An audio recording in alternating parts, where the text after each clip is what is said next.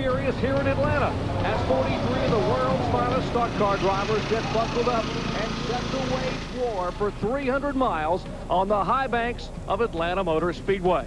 Coming up next, the NASCAR Busch Grand National Series Busch Light 300. After 3 starts on the 28-race, $6.5 million Busch Grand National Tour, take a look at the point standings. 2 Winston Cup regulars, Terry Labonte and Harry Gant in the top 5. But they won't run the entire year. Young Hermie Sadler, last year's Rookie of the Year, looks to be the man to beat when it comes to the championship. Hello, everyone. I'm Jerry Punch, and it's hard to believe this Busch Tour could get any more competitive than it was a year ago. 13 different winners. In fact, 3 different winners in the first 3 events of 1994. But the racing is competitive. But how about the qualifying? They came here to Atlanta, 59 cars, tried to make a 43-car field. A lot of good drivers went home. In fact, 2 of our top 6 in points struggled. For more, here's John Kernan. Jerry struggling and scrambling to try and find a ride. Now, Sterling Marlin normally drives this car on the Busch circuit, but he gave up his ride today so that Hermie Sadler, who he said the man to beat right now in the Busch Series, would be able to start the race and earn some valuable points toward the driving championship. And Hermie, it's not your own car, but hey, you struggled yesterday, you scrambled, and you do have a ride now. Yeah, yesterday was probably one of the more disappointing days of my life. You know, we came here and ran hard and did the best we could. We just, Virginians for Lovers car, we just had trouble getting it in the field. But, you know, if you want to win a championship, that's what we're all involved want to do. And just thank God that I've got good friends like Chevrolet and Kodak and Fred Turner and Sterling Marlin, who gave up his car for me. And took a lot of people's okay to get this thing done. And we want to take this car to the front today and be back in Barnesville next week with the Virginians for Lovers car and continue our points championship chase. Hermie Sadler will start in the 4 car today. Elton Sawyer will start in Mike Law's car. So some major developments here at Atlanta this weekend and some big surprises. Right, Kyle? Yes, things are definitely changing in Busch Grand National Racing. The top 10 used to be dominated by Winston Cup drivers. The surprise this week, there's only 3 Winston Cup drivers in the top 10. Another surprise, there's 3 rookies in the top 10. But I think the biggest surprise of all is the car that's sitting on the pole. This could be the only other driver in NASCAR racing with a ponytail and an earring just like me. Yeah. I know you're looking forward to some big things. You sat on the outside pole at Rockingham. Here you are on the pole at Atlanta, possibly the biggest race of your career, starting up front. What do you think about things? Are you looking forward to it? Are you excited? Are you confident with yourself? Every one of those things, Kyle. I'm extremely excited and definitely looking forward to it. We're gonna, you know, if the car feels good, I'm going for it and use my head, drive a smart race. But, you know, I'm gonna try to keep her up front all day long. The Polaroid car should be real good for us today. Well, she's run good in the past. She run good at Rockingham. She run good last week at Richmond, and I know she's looking forward to this race. Back to you, Benny. Kyle Petty in Daytona, I said, who is going to step forward in 1994 and be the hero? Because most of the winners, 22 of the 28 races last year were won by either Winston Cup drivers or Busch drivers that moved up to the Winston Cup in 1994. Who's going to move up to the plate? No one so far. All 3 races have been won by Winston Cup drivers, so the jury is still out. A guy who did use the Busch Grand National to move up to Winston Cup, Brett Bodine, you had to use the Busch to get to Winston Cup. No question, Benny. You know, to run good on Saturday means so much to impress these Winston Cup car owners to try to get a ride on Sunday. You know, I was fortunate I made it in the Winston Cup, and it was all because of my performances on Saturday. But today, 1994, it's even harder than it was in 85, 86. No question. Competition is much steeper. The teams are more well-financed. Just today, the top 10 drivers in this race are from 10 different states. That shows what the Grand National Division has done as far as going national rather than regional. It is going to be exciting. Indeed it is, fellas. 43 cars trying to impress us for 300 miles today. Our Speed World coverage today is being brought to you by Smooth Busch Beer and Easy Drinking Busch Light. Busch, the official beer of NASCAR. By Minden Speed Stick Deodorant and Speed Stick Antiperspirant, the #1 for movers and shakers. By Purelator. Legends live on Purelator. And by new advanced high-tech formula Quaker State Motor Oil. It's formulated for today's high-tech engines. We'll be back with Atlanta Motor Speedway and the starting lineup, all 43 of them, and a look at this mile-and-a-half racetrack in just a moment. Stay with us.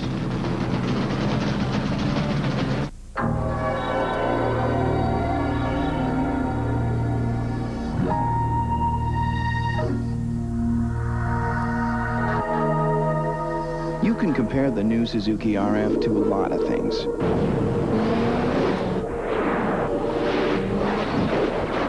Another motorcycle isn't one of them. Don't miss Suzuki's truly moving, dealing days. Sure, you've got a car. Got a dog. Even got some fun-loving friends. But have you got what it takes to be a mountain man? All it really takes are the two cool beers of the mountain man. Smooth Busch beer and easy drinking Busch Light. So, be a mountain man. All you gotta do is head for the mountains.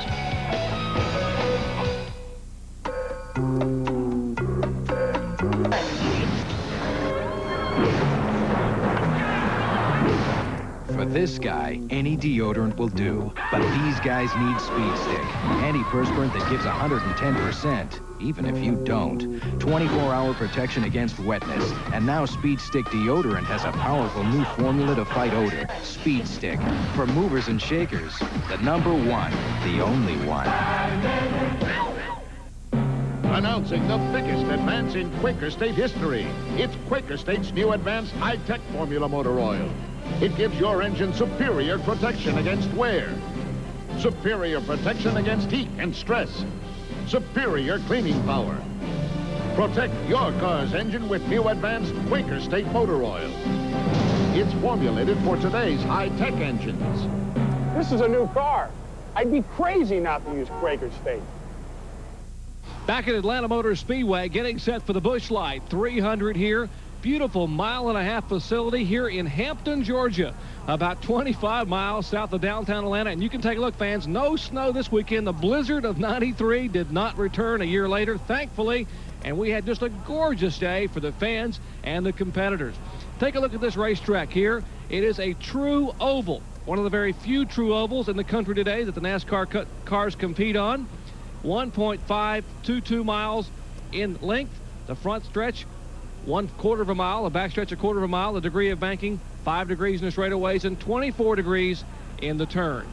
And what that says, Jerry, is each turn is a 1/2 mile long because this is a 1.5-mile racetrack. A lot of corners here. Very, very tough on the driver and the equipment. Take a look at our Suzuki motorcycle starting grid.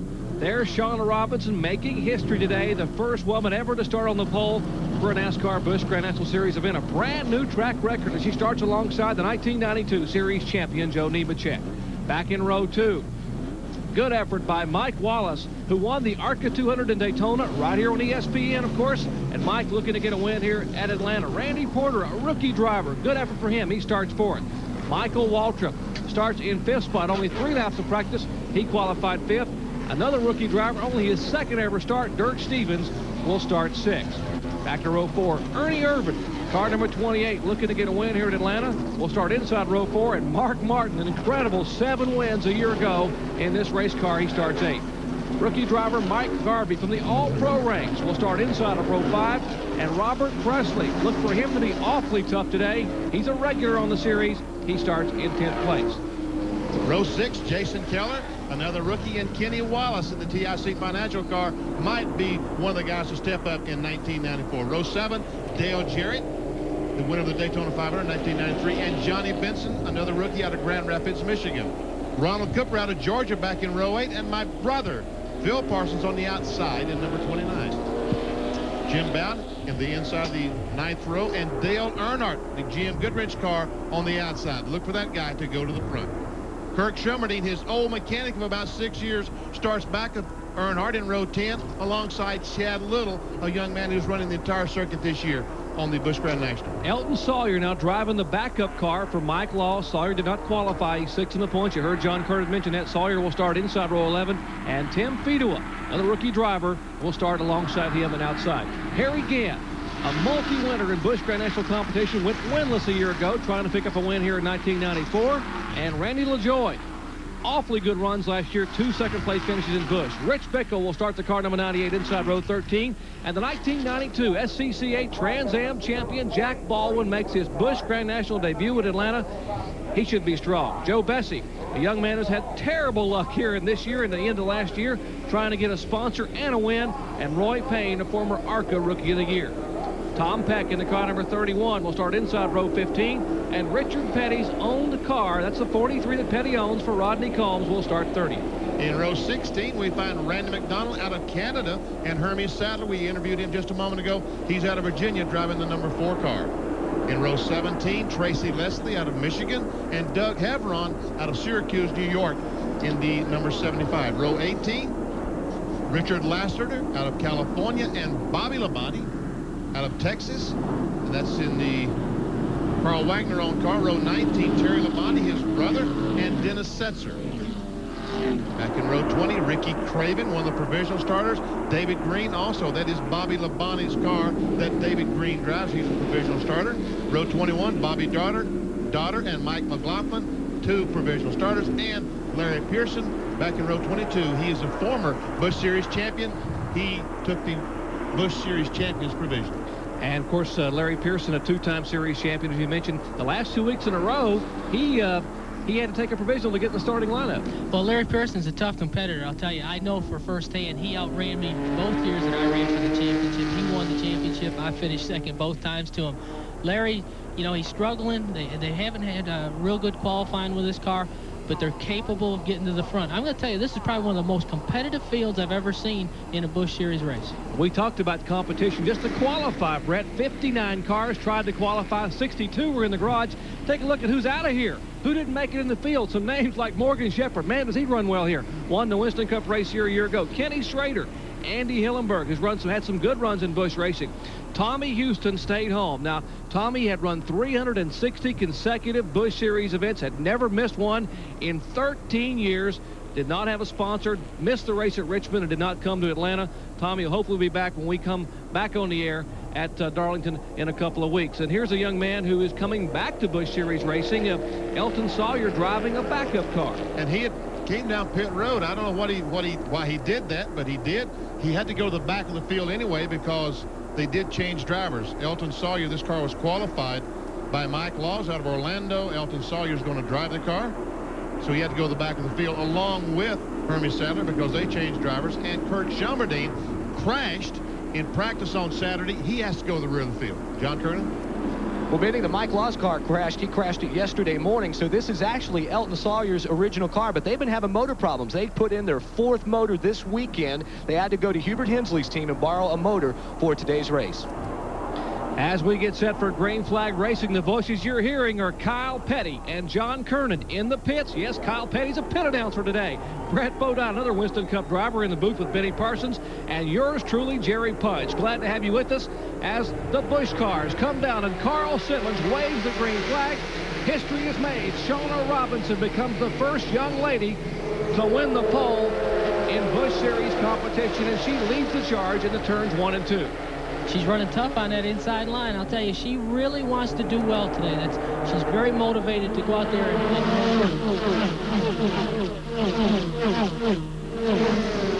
they go 3 wide in turn 3. Benny Parsons, Mike Wallace. Oh, crash! Looks like that Mike Wallace is going to lead the lap, and Shauna Robinson did not. She crashes, don't come back around, does not complete that first lap. They went in the corner 3 abreast. Oh, that's hard to do, Brett. Now 3 wide. Shauna Robinson sees a car beneath her, is trying to get there. She sees Shauna trying to get her car refired, trying to give Mike Wallace some room, but it's tough up there. She moves up to give Wallace some room, and then suddenly there's no room for anything. This looks like a wide race. The groove is very narrow as we see the 3 cars try to get into the 3rd turn together. Mike Wallace and Shauna get together first. That ricochets Shauna up into Joe Nemechek. And then those 2 drivers are just trying to keep their car away from the rest of the competitors. It was just a situation there wasn't enough room for 3 cars to get in there. And that was the very first lap from that in competition on that black car on the outside. That's 87 Nemechek, a brand new race car, Brett. That was the first lap of competition into the wall. And watch, I tell you, these guys behind do a fabulous job. We could have had a 20-car pileup easily. Joe Nemechek trying to get his car back to the pit area and try to get it repaired so he can get back out. Let's check in with John Kernan, who's standing by in the Shauna Robinson pit. John? Jerry Terry Allen, the crew chief, surveying the damage. You can see the nose. It's been kind of pushed inside. The hood is pushed up. It doesn't look like there's any frame damage. The wheels still seem to be in line. It's just a lot of sheet metal damage, and they're trying to pull away some of that right front fender as the pace car goes by. Shauna will lose a lap right here in the pits, and the work will continue. They're going to try and get her back out. It looks right now that the car is in pretty good shape, other than a lot of sheet metal damage in the front. Well, we have caution here early on. Didn't even complete a whole lap here at Atlanta. We told you the action would be fast and furious, and indeed it is. Caution for the first time today. Back with more of the Busch Light 300 after this.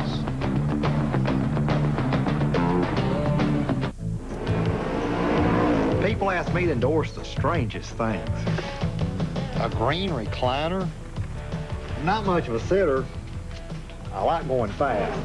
68 Shelby, and there's only about 300 and some odd made. This car rips. Pure oil now. Keeping them up's half the fun. They all get Pure Later filters. Pure oil later. I snag them from the track. Legends live on Pure Later. Pure Later.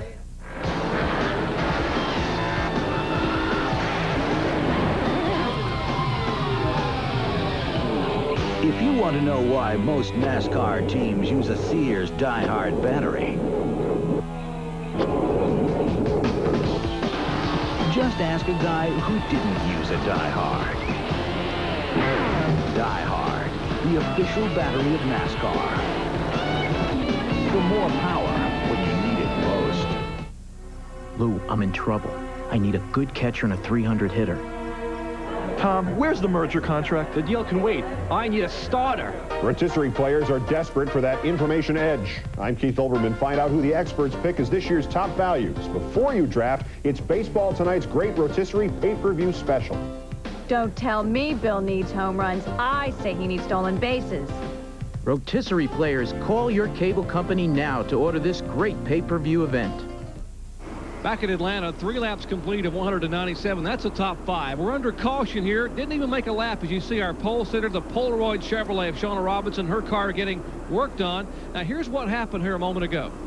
You see Shauna in the middle there. It looks like she just lost traction with the car. She entered the corner. The car did a little bit of a wiggle, and she got into the side of Joe Nemechek. Just really a tough break for her. She saw that Mike Wallace was making a move on the inside. I think she just gave him a little bit too much room and got so close to Joe Nemechek, the air off of his car disturbed hers. She lost the back of the car. At the drivers' meeting this morning, Ron Pegram, who's the minister that follows the Busch Series, he said he prayed for patience. Hey, Ron, they didn't listen to you very well. No, they didn't. Didn't even make it a whole lap. And there is Joe Nemechek, Spell South Mobility Chevrolet. And as you said, Benny Parsons, a brand new car. By the way, we want to tell the folks watching at home, that was not a cameraman standing there by the wall. That was a remote-controlled robotic camera we have there in turn 4, who got that great shot of what happened here in the first caution of the day. Once again, Carl Simmons' right arm gets to work out as he waves the green flag. And caution lasted 3 laps. Restart here on lap 5. Up front, Mike Wallace, man who won the ARCA 200 at Daytona, the initial race of the 1994 season on ESPN, trying to get another win on the speedways, this time in Busch Series competition. Ernie Irvin in the yellow and white car on the inside. The Mac 2's car took a look on the inside of Michael Waltrip, could make it. And there's Mark Martin you talked about. Started back in about 8th spot, has moved up to the 3rd spot already.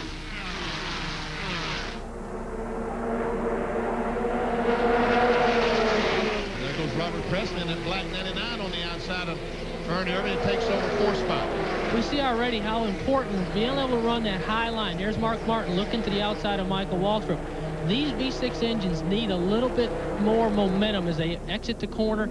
If a car runs low, it bogs it down. The guys in the outside lane can motor on by. We saw that shot of Ernie Irvin trying to go to 2nd. He's all the way back to 5th. And a couple of Winston Cup regulars began to pursue Mike Wallace. He's got a Mike on the inside. It's Waltrip, and he's got Mark on the outside. And now they fall back in single file. So it is Mike, Mark, Mike, and Robert.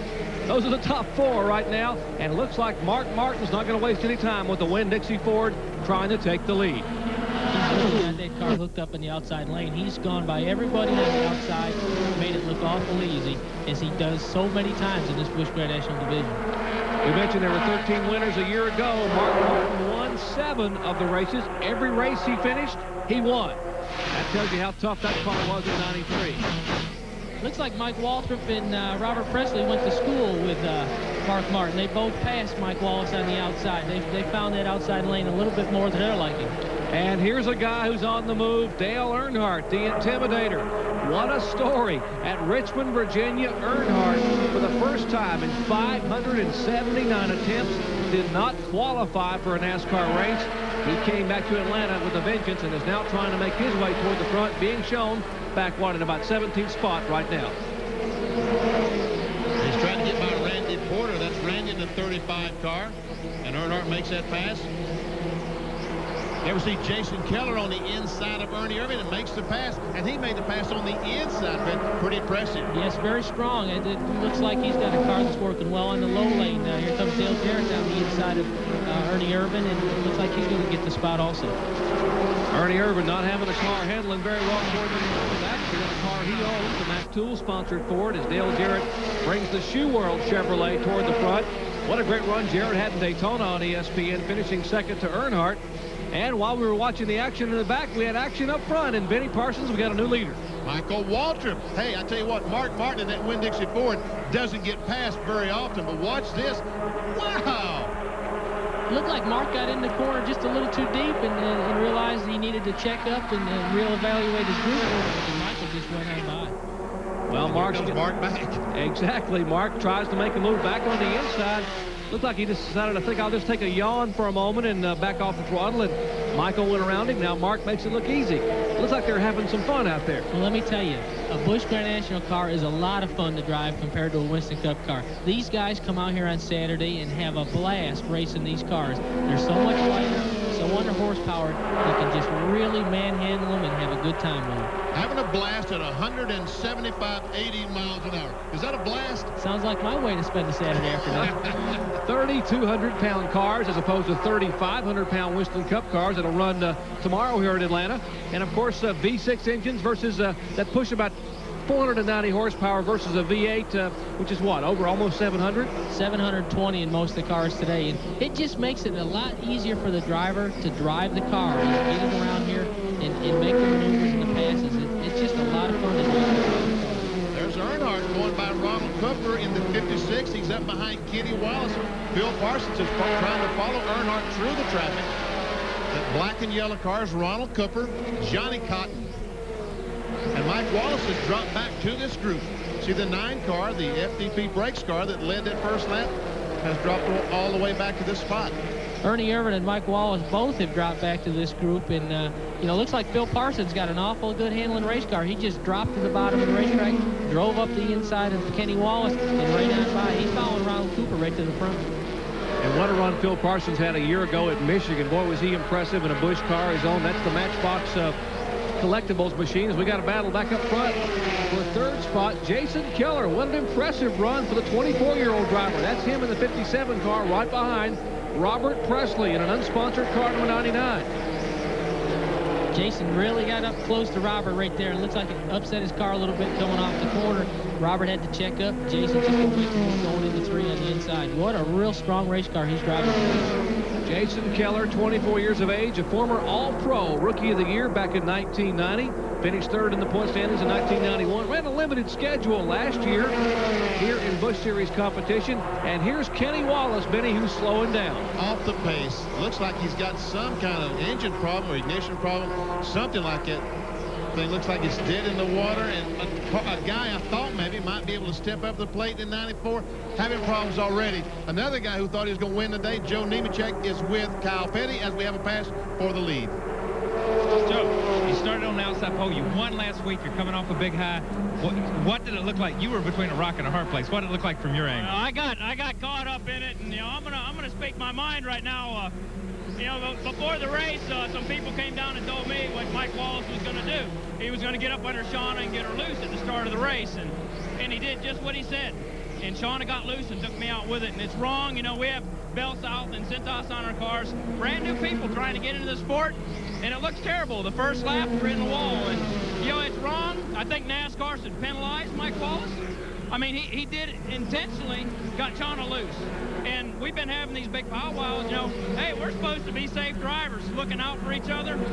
Well, that wasn't too safe, and I think he could have injured a lot of people, including myself and Shauna and the rest of the field. And, you know, it's just a tough day. We'll be back. We'll be ready for Winston Cup tomorrow. That's Joe Nemechek, Benny.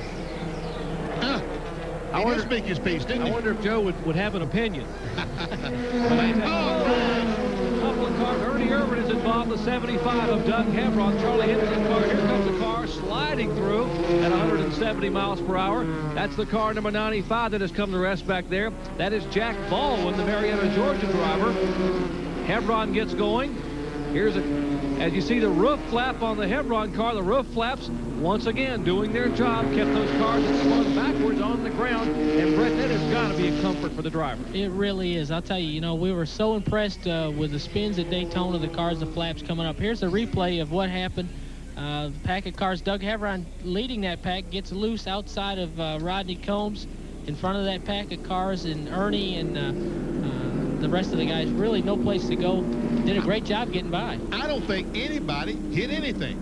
Now, there we see Jack Baldwin spin through, but I don't think anyone hit anything. This is amazing. Did you see the flaps come up on the 28 car? I noticed the ones on the 75, but his flap, his right outside flap is still up a little bit on that car, 75, the Food Country car. But the 28 car got backwards, and both flaps popped up and stayed up until the car moved back around, and they came back into normal position.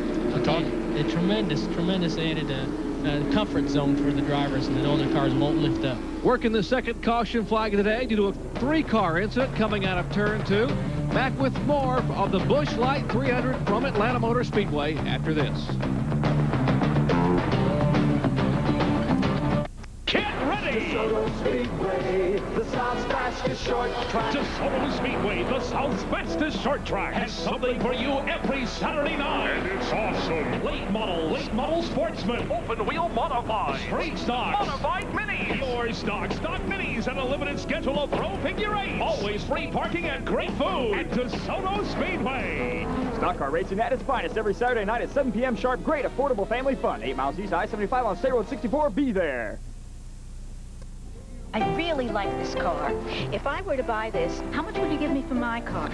See, as a trade-in, we could give you $500. You must be kidding. This car's a classic. I'm afraid that's the best we can do. At the Graham family dealerships, you'll get what you want for your trade, or we'll pay for your classified advertising whether you buy from us or not. There are car dealers. Welcome. Ma'am, the boss says to give you an extra 1,000. And there's the Graham family dealerships, your good friend dealers. In Quaker State history, it's Quaker State's new advanced high-tech formula motor oil. It gives your engine superior protection against wear, superior protection against heat and stress, superior cleaning power. Protect your car's engine with new advanced Quaker State motor oil. It's formulated for today's high-tech engines. This is a new car. I'd be crazy not to use Quaker State.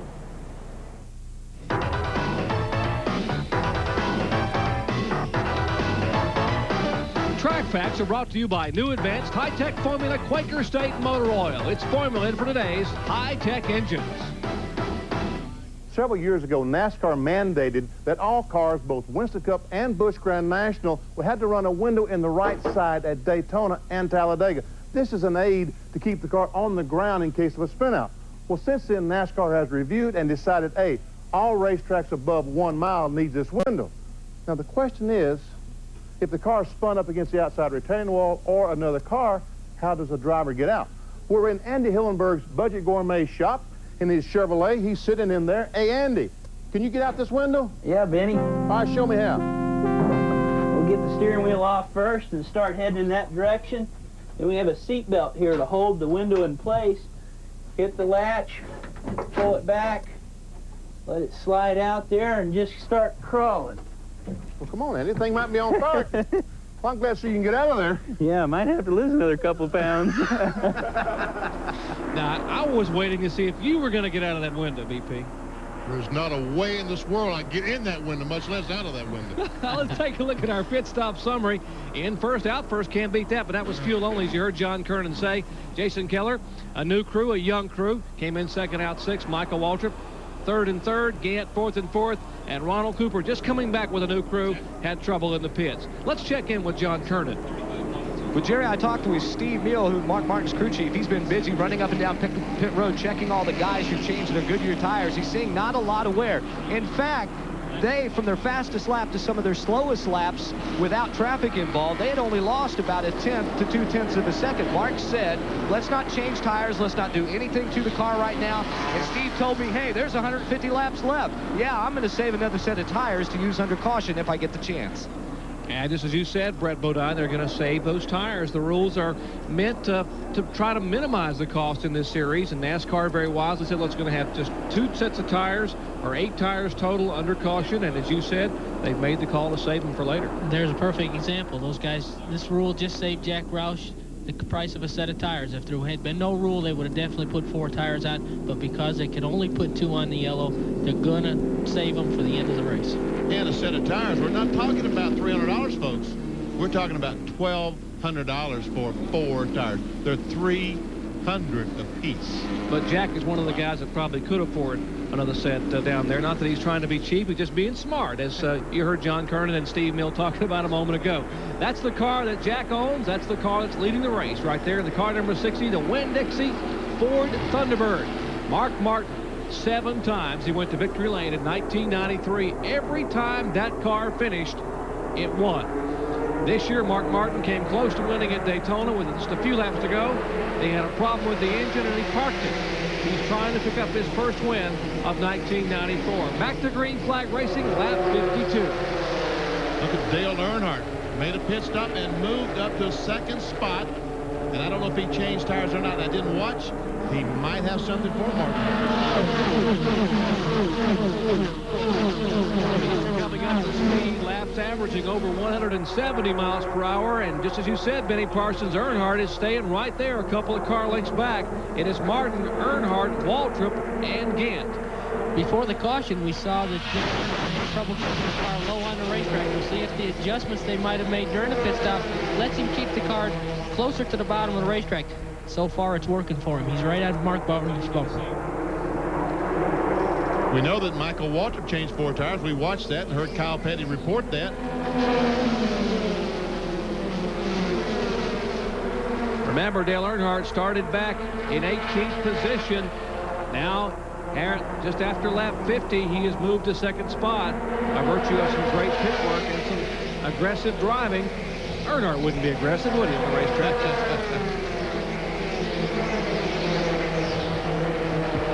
There's Dale Jarrett in the right of your screen. That's the Pick and Pay Shoe World Chevrolet as he begins to make his way toward the front. Bobby Labonte, what a good job he's done. We mentioned earlier, starting back in the pack, bringing the car number 33. He's being shown in 7th position.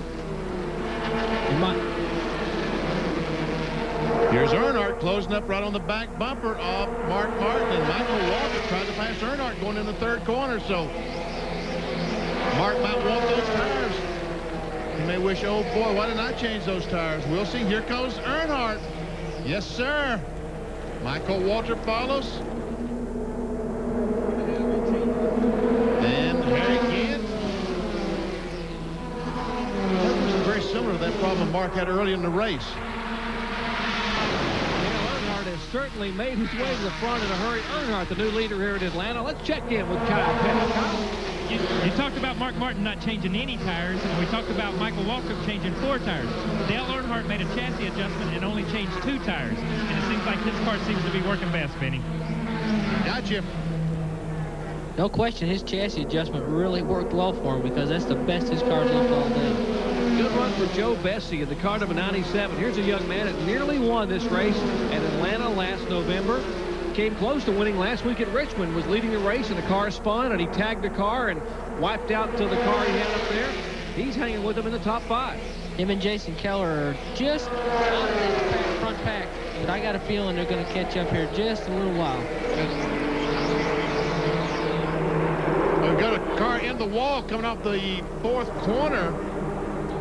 Heavy impact in the outside wall with the car number 05. That's Randy McDonald, the Canadian driver. As you see the sheet metal damage on the right side of that car, he sort of flattened it like someone just took a big waffle iron and pushed down on the right side of the car. Still as yet, no caution flag from Carl Simmons as McDonald's car is down out of the groove. He's not going to make it back, though. I don't think the car, well, maybe he pulls off down toward the wrecker, so maybe they will get him through the infield back. That's the Curtis Key Motorsports Chevrolet, the 1993 ASA Rookie of the Year. Randy McDonald having trouble here on lap 56. We see the Mark Martin is falling back. Again, he has saved the tires, but if the caution flag shouldn't come out, we can see he's all the way back in 6th spot, just loses that to Bobby Labonte, back to 7th right now. So he needs a caution flag 20, 30 laps from now to be able to make that move pay off for him. Got to wonder, with as much of this racetrack as we showed you that's in the corners, fresh tires make a big difference. Caution flag now being shown for the 4th time today. Caution being waved by Carl Simmons. There's Earnhardt and Michael Waltrip. Gant. This will definitely help Mark Martin, whose car was dropping off the pace. Back with more from Atlanta Motor Speedways. We're under caution after this.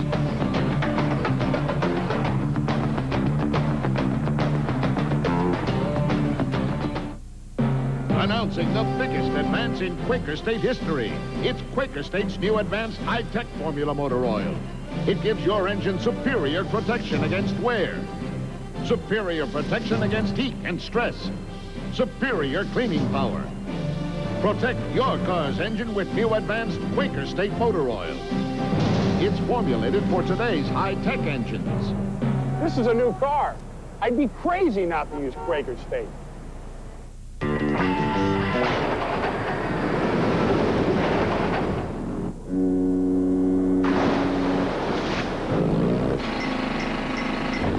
Electric Start Suzuki Dual Sport 650, 350, 250, and brand new 125. No other line has a wider range. Don't miss Suzuki's truly moving, dealing days. How to identify the mountain man. Should be easy. I mean, doesn't a mountain man only live in really cold climates? Always go to bed when the sun sets? Wear a cowboy hat at all times? Actually, the easiest way to identify a mountain man is by his beer. Smooth Busch beer, or easy drinking Busch Light, the two cool beers of the mountain man. So, be a mountain man. All you gotta do is head for the mountains. After 83 of 197 laps, Harry Gant's our leader, Dale Earnhardt, Joe Bessie, a great run in 3rd spot, Michael Waltrip is 4th, and Bobby Labonte in 5th. And heavy impact, Roy Payne in the car number 27 has tagged the wall, the former ARCA Rookie of the Year. His 2nd season in Busch Grand National Racing has hit the wall a ton, as they say in NASCAR racing, over in the turn 3. Michael Waltrip was slowing down. Hopefully he just saw the crash happening, but there's no problem with his car. Let's watch and replay and see if we can figure out what happened to Roy Payne. Here he goes down in the corner. No problem. And he just loses control. That car on the outside, Tim Fedewa. Ooh, Manny backed in there real hard.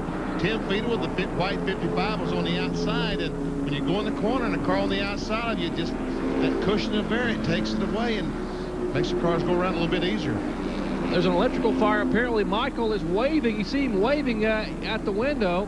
Apparently he's got a problem with the car. The car is still very, very slow, and he's waving. So apparently, Brett, in the driver's meeting, the drivers are taught to wave your arm and signal people. Well, I think what Michael's doing is he's worried he's not going to make it back to the pits. He wants someone to pull up behind him and give him a push. So Michael was trying to take his left hand and say, come, give me a push. Let's check in with Kyle Petty. Well, Michael had radioed his pits and said he has an electrical fire. So if he's got an electrical fire, there's some smoke in there, it's stinking, he's wanting to get out of the car, he's wanting to stop. But he was wanting to get some help to get back around here, so maybe they can fix the thing, switch over to the 2nd ignition if too much does not burn up, and head back out again, Benny. Well, I don't see a lot of smoke in the car, so maybe it's not too bad inside it. If we saw a bunch of smoke inside an electrical fire, believe me, he would stop that car over there and get out, because Kyle Petty, you're right, you could not stand the smell. Here we see now they've decided to change 4 tires on that Winn-Dixie car now. We see him in the pits, right side's on, left side's been being put on right now. The left front's finished. Steve Meal is done with his job. The left rear guy gets done. Car goes down, and away he goes. So he finally used up the tire. So we can expect to see that 60 car go back to the front. And it looks like, is he going to make it, Jerry? Well, he's trying. He's just now rolling into the entrance of pit road up in turn 4, and he's pitting just past the start-finish line, so he's probably a good. And now the crew heads down that way. Ronnie Silver, the crew chief on the car, to try to give him a push. And as you heard Kyle Petty say, he has an electrical fire. The car's outrunning them. They can't keep up. But he is eventually going to slow as the car is now making its way up pit road. And the field now coming through turns 3 and 4, so Michael is going to be put at least another lap down as the Pennzoil Pontiac makes its way up and heads toward his pits. I'm sorry to laugh at guys because I couldn't have run that far to save my life, but it was so fun to see the car go by them and they couldn't catch up. We'll check on what happens in the Pennzoil pits when we come back, as we're under caution here in Atlanta for the 5th time today in the Busch Light 300. Back after this.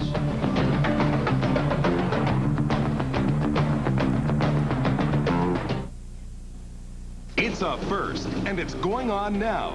The first ever Lincoln lease sale, featuring the lowest lease payment on Lincoln Town Car in years. Just $3.99 a month. Raise your standards with Town Car's uncompromised comfort. It's smooth rear-wheel drive, V8 power, 6-passenger interior, and enormous luggage capacity. And now, lower your payments. Just $3.99 a month for Lincoln Town Car Luxury. What a luxury car should be, what a luxury sale should be. But hurry, it all ends April 5th. For the best view of Tampa Bay and the Gulf of Mexico, it's the Anchorage Restaurant, Lounge, and Oyster Bar on the tip of Anna Maria. Nowhere else affords you such spectacular views of our local landmarks, like the Sunshine Skyway, Egmont Key, St. Petersburg, the Manatee River, and more. Enjoy a fabulous meal while you watch ships from around the world navigate the port of Tampa. There's only one place, the Anchorage Restaurant, Lounge, and Oyster Bar on beautiful Anna Maria Island. Trip to the college championships by scoring on the phone with ESPN's three-point shootout contest. 3 winners go to the College Slam Dunk and Three-Point Shooting Championship to compete for a legendary Nissan 300ZX. To enter, call 1-900-40-SHOOT. 95 cents per call, must be 18 or older, or send a postcard. No purchase or phone call necessary. Shoot to win with ESPN's Three-Point Shootout. Sponsored by Pizza Hut and Quaker State. Back at Atlanta Motor Speedway under caution for the 5th time today as Michael Waltrip's car gets continued service on pit road. You heard Kyle Petty say a moment ago that Michael had an electrical fire. They're still working on the car. Now, earlier today, the first caution flag brought out on lap number 1. Watch the left of your screen. That's Shauna Robinson, the orange car in the middle. She gets crowded a little bit by Mike Wallace, gets up into Joe Nemechek. Nemechek and Shauna come together. Then they come in contact with the wall. Both those cars having pretty heavy damage. Nemechek having to park his car. And here's what's left of Shauna's Polaroid Chevrolet Lumina. And that was the only 2 cars involved in that crash. Our Sears diehard driver profile today is lovely 29-year-old Des Moines, Iowa native Shauna Robinson. It has certainly been a busy week for Shauna. Not only did she become the first female driver to win a pole in the history of the Busch Grand National Series, she set a brand new track record. And there's a look at Shauna Robinson with the Polaroid uniform on. Talking with the crew there, Terry Allen, her crew chief in that Chevrolet Lumina. Now, Shauna started up front today, but her rise to the top has been anything but easy. Right, Shauna? Definitely been a struggle, but no better feeling than sitting on the pole here at Atlanta. But, you know, the past has been a tough situation, especially when it comes to people taking me serious as a race car driver and wondering if I can get the job done. And I've even questioned myself in that, but I think now that I have good equipment and an excellent crew chief and a team that, well, the team that wants me in their race car, then things are starting to happen. Indeed they are, and what a nice young lady she is, and what a talented driver. I mean, not only as we say all that, she's going to the garage area. Certainly, that's a car that's owned by Ed Ferree, by the way, who ran some limited Busch Series events a year ago. Now, a moment ago, you saw the car number 30 in the pits, the Pennzoil Pontiac. Kyle Petty was standing by to give us a report on what they were doing. Kyle? Michael said he was running down the straightaway, and he said he smelled the smoke, and he said he knew it was electrical. There's pieces of little copper wire laying all in the floorboard. It's burnt all the wiring out from under the dash. All the switches are burnt up. They're trying to straight wire the car. It got so hot and so many sparks flew. It looks. Michael showed me a hole. He's got 2 holes in his socks where it burnt holes in his socks where his feet were. So it got awfully hot in there. He was wanting to get out of that car, Benny. He was wanting to get out of there. Now, Kyle, I got to ask you, Kyle, when that happens, I mean, is the first thought you had to hit the brakes and bail out? I mean, what do you think, or do you try to steer the car out of harm's way and then get out? Well, I tell you what, with an electrical fire, you pretty much know it's an electrical fire. It's got a totally different smell than when the bearings go out or when you break a motor or something like that. The main thing you're concerned about is getting out of the way and getting out of harm's way and then slowing down. And if the flames continue, then you want to get out of the car. He said as soon as he cut the switch off and it cut all the power off, he reached around and cut the main power off the car, which the cars have one main power switch that cuts all power off. He reached around, cut that off, so he knew he was okay, and he was just trying to get back in here and get it fixed. Thank you very much, Kyle. My question mark is, I bet those holes were in Michael's socks when he came to the track today, though. I don't know about that. No, hey, he's got a new wife. That's right. That's right. Just dressing that boy well. It's like Terry's dressing you and Joni's dressing me, and we got someone really nice there, Diane, dressing Mr. Brett Bodine here. Getting ready for Green Flag Racing. That's Kyle Petty down in the pits along with John Kernan. The voices you hear up here are Benny Parsons and Brett Bodine, and yours truly, Jerry Punch. Speaking of John Kernan, let's check back in with him. Well, you remember that great run that Chad Little had at Daytona where he also helped Dale Earnhardt get back into position? Well, it doesn't look like it's going to happen for Chad today. He's running on only 5 cylinders. They think they've broken a rocker arm. They're going to try and nurse it the rest of the way. Now, Johnny Benson Jr. also running on only 5 cylinders. They think that was an ignition problem. Steve Bird and the crew have made some changes under the hood. He's been in and out of the pits, and they hope to have that problem corrected. But we're seeing a few more of these engine problems develop here on pit road. Indeed, a tough break for after a great run in Daytona. Started dead last. He was the last car to make it in by qualifying. We're talking about Chad Little, and he ended up finishing 3rd behind Earnhardt and Dale Jarrett. Getting set for Green Flag Racing. We are just 10 laps away from the halfway point. It'll be 150 miles complete, still 150 to go, as the pace car leads them now double file. Dirk Stevens leading the race. Qualified up in the top 10, fell back, has worked his way back to the front. He probably didn't stop this time and change tires. Harry Gant right behind him, Randy LaJoie. Dirk, how long can you stay there? We're going to find out because the green flag is waving. The 1993 Winston West Tour Rookie of the Year, Dirk Stevens, had not seen Atlanta Motor Speedway except on television until he got here on Thursday. Actually, he came last week and tested a few laps, but he is running only his 2nd Busch start ever. And boy, was he impressive at Richmond a week ago.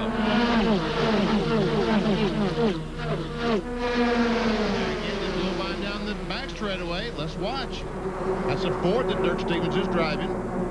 Car he bought from Bill Elliott. And now Gant will take the move to the inside out of turn 4. Pulls up even with him and will have the lead as they come by to click off lap number 91. That's Randy LaJoie on the inside of Dirk Stevens. Randy's just kind of been hanging around here all day. Maybe he's got something saved up towards the end of the race. And Terry Labonte has made a move underneath. There's Mark Martin trying to make his way back toward the front. You saw during those pit stops that Steve Mill and the crew gave him some fresh Goodyear rubber, so he's making his way toward the front. Dennis Setzer, the 59 car, is there. We saw Steve Mill's crew working on the Winn-Dixie Ford. John, what'd they do?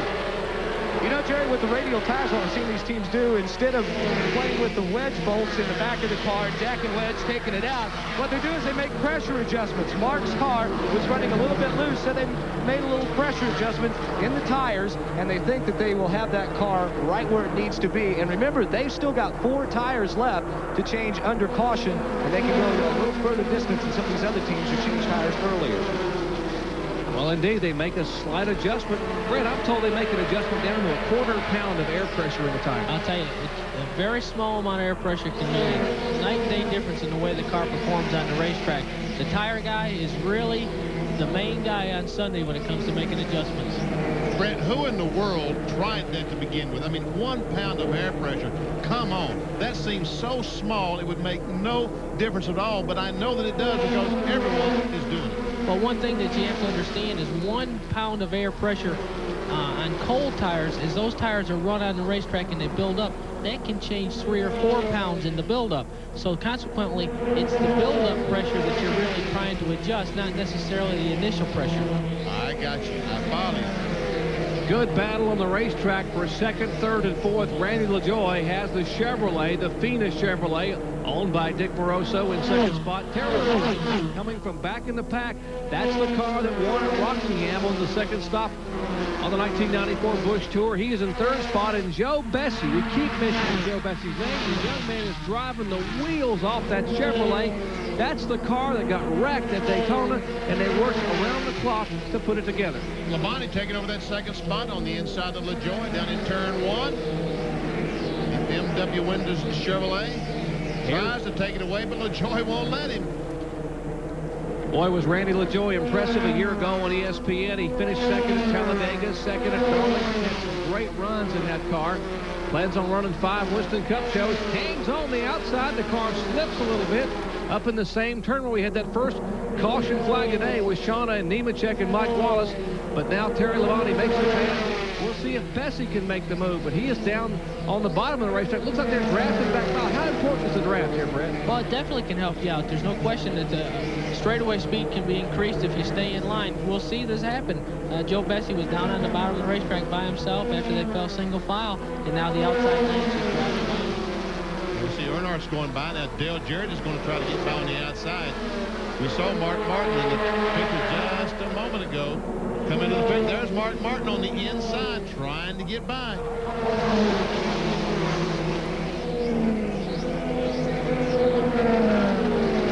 It's Robert Presley down underneath Dale Jarrett. Now Mark Martin's going to try to jump underneath Dale.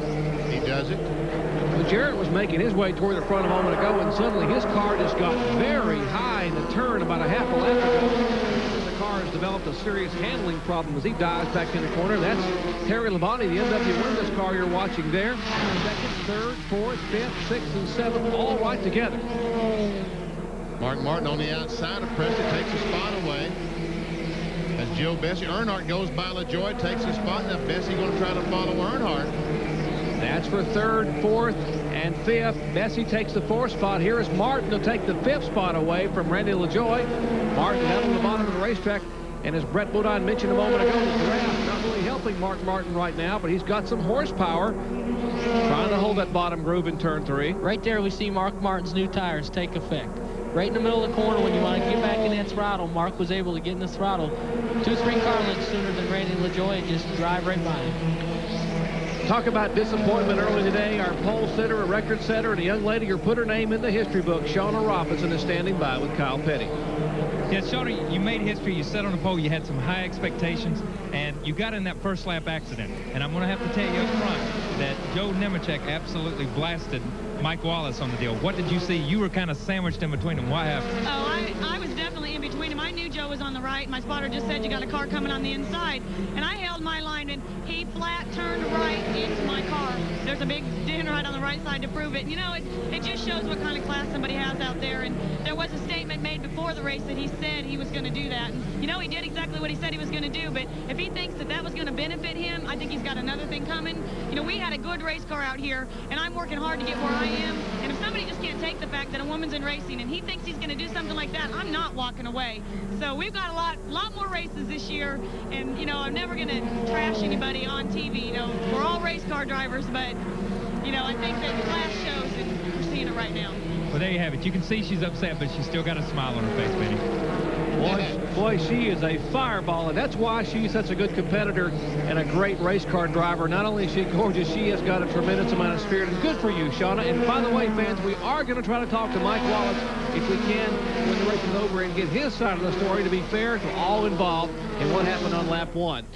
Just past the halfway point at Atlanta Motor Speedway, we've got a wild one going. Stay with us. Back with more after this.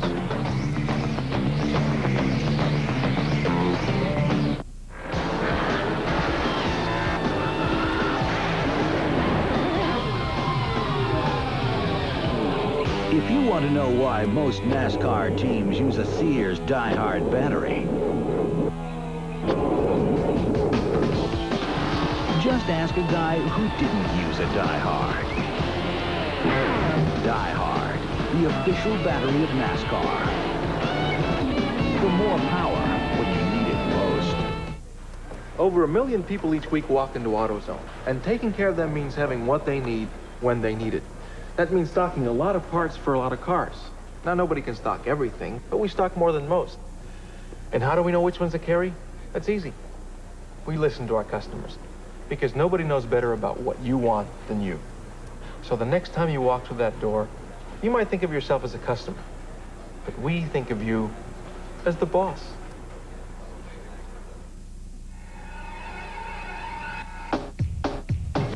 No matter if you like it mild and sweet, or if your favorite foods are hot and they're spicy, Coca-Cola Classic fits every mood.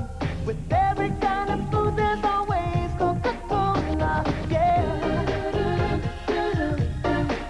Coca-Cola, always Coca-Cola. Announcing the biggest advance in Quaker State history. It's Quaker State's new advanced high-tech formula motor oil. It gives your engine superior protection against wear, superior protection against heat and stress, superior cleaning power. Protect your car's engine with new advanced Quaker State motor oil.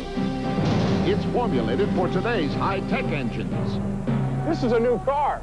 I'd be crazy not to use Quaker State. Come over the high side, step, bow, and da-da-da, da-da-da. Back at Atlanta Motor Speedway, 54-year-old Harry Gant. His final year of racing of any kind, Winston Cup, Busch Grand National, and he leads the show here at Atlanta Motor Speedway. He's the leader. Who's running second? Well, we're going to widen out a little bit and show you Mark Martin in the car number 60, and Mark is trying to come, but Harry's got that car dialed in. I tell you what, I think Harry Gant might be gaining a little bit. We'll have to check that out because Mark had all kinds of problems getting through the traffic, and Harry Gant just drove away. There's Joe Bessie trying to get by Earnhardt. This is a third-place battle. And Earnhardt up on the outside of the racetrack gets momentum. Stays in front of Bessie, but Joe's going to come back on the inside, tried up in 3 and 4. Side-by-side battle for third spot here at Atlanta Motor Speedway. Joe Bessie holds off Dale Earnhardt. Here comes Earnhardt. He's coming back, so Joe Bessie still can't take that spot away. I think Joe saw that lap car up ahead and just decided to get back in line. No sense in pressing the issue. Way too early in the race to be making dangerous maneuvers. And Joe's really running a smart race. I'll tell you, he's been learning from Dale here on how to get around this racetrack. He's got an awful smart. See Jim Bound going behind the wall. That's the Lux Beans car out of Seagrove, North Carolina. Talk about sponsors complimenting. He's got two sponsors on that car. He's got Lux, which is Pinto Beans, is one sponsor. You know what the other sponsor is? Lysol spray, yeah. Meanwhile, back here Ronald Cooper slows down the front straightaway. Looks like he's lost an engine, and that is so bad. Had a great run going. Was running about 4th place as we see Joe Bessie once again trying to get by Earnhardt. Got a run on him this time. Might have the pass made. Earnhardt's going to come back. Bessie moves up the racetrack, takes that spot away. Joe getting a little loose over there right in the center of the corner. He almost lost it. And he pulls down on the inside, and Earnhardt has another good run at him, but Bessie's trying to hug that bottom groove. They go back for turn 1. 32-year-old driver Joe Bessie, 1988 Busch Grand National North Rookie of the Year. In 92, he finished second up in the North Tour to Dick McKay by a scant 6 points. And here's Ronald Cooper down on the inside apron. Let's check in with John Kernan.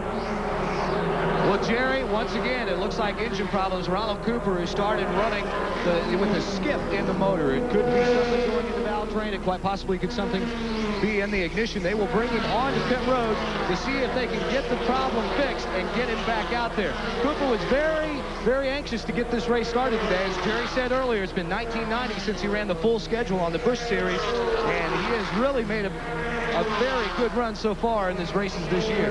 You know, Ronald Cooper came back and ran the last 3 main events of 1993. Martinsville, Washington, and Atlanta. He had a 12th place finish in Atlanta in this same car last year and was running in 6th spot prior to that problem here just a moment ago. It looks like that Mark's gaining just a little bit. Here's a race for, what's his race for? 9th spot? Dale Jarrett on the outside in 9th, and Bobby Labonte in 10th. Okay, we reverse that. Dale Jarrett's back in 10th, Labonte is 9th. And while we're talking about the Jarrett family, we ought to tell the folks that Ned Jarrett had some surgery about 2 weeks ago up in Hickory, North Carolina. He decided to stay home this weekend, recuperate. He will be back at Darlington, all charged up and ready to go. Brett Bodine sitting in for Ned Jarrett. And we're glad to have Brett here. We look forward to having Ned back. The Ned had a little surgery down on his neck, and he said something about a pinched nerve, but the real story, Benny, he wanted to be able to keep his head down for those tee shots. Look at Rich Bickle. Where'd he come from? That's for position. He's running right up there. That's 6'5". Wow. Started back in 25th position. And the Wisconsin driver, Rich Bickle, in the Bondo Chevrolet. Robert Plessley driving by Dale Earnhardt going down into the third turn, and Rich Bickle looks like he's trying to make the same move coming off of turn 4. Rich Bickle making his first ever Busch Grand National start. He's run Winston Cup and some ARCA events, but never run a Busch race. Tried to qualify before, but made the field and doing a pretty good job here at Atlanta Motor Speedway. That's 4th spot. Here comes Harry Gant, and look, Mark Martin right behind him, so he is gaining, Brent. No question that Mark's tire changes definitely picked him up. His car's handling much better, and he's making ground on the leader here again. We're back to the battle for third place. This is Bickle on the inside, Presley on the outside, Preston the black 99, the 98 on the inside. This is for third. And Bickle's got him. And we mentioned Ronald Cooper had slowed. He has now come to a complete stop in his standing with John Curtin. Well, Ronald, it must be a disappointing end to your day. You were running so well, but something in the engine broke. Yeah, we were running real well. Right there, probably about 50 laps into the race, we dropped back a little bit because noticed the oil temperature was going up. But, you know, we thought something might be going wrong with the motor, but wasn't nothing to do but run it wide open and let it go. Well, Ronald Cooper still with a smile. He'll be back next week. Good to have you back on the series, Ronald. Jerry? Thank you, John. Ronald Cooper, a very talented driver, and you heard Brett Bodine say earlier, he raced with Ronald back when he first started this series, and he was quite a competitor. Talking about competition, Bessie trying to hold off Earnhardt. His car got a little bit squirrely, and Earnhardt makes the move. Well, no.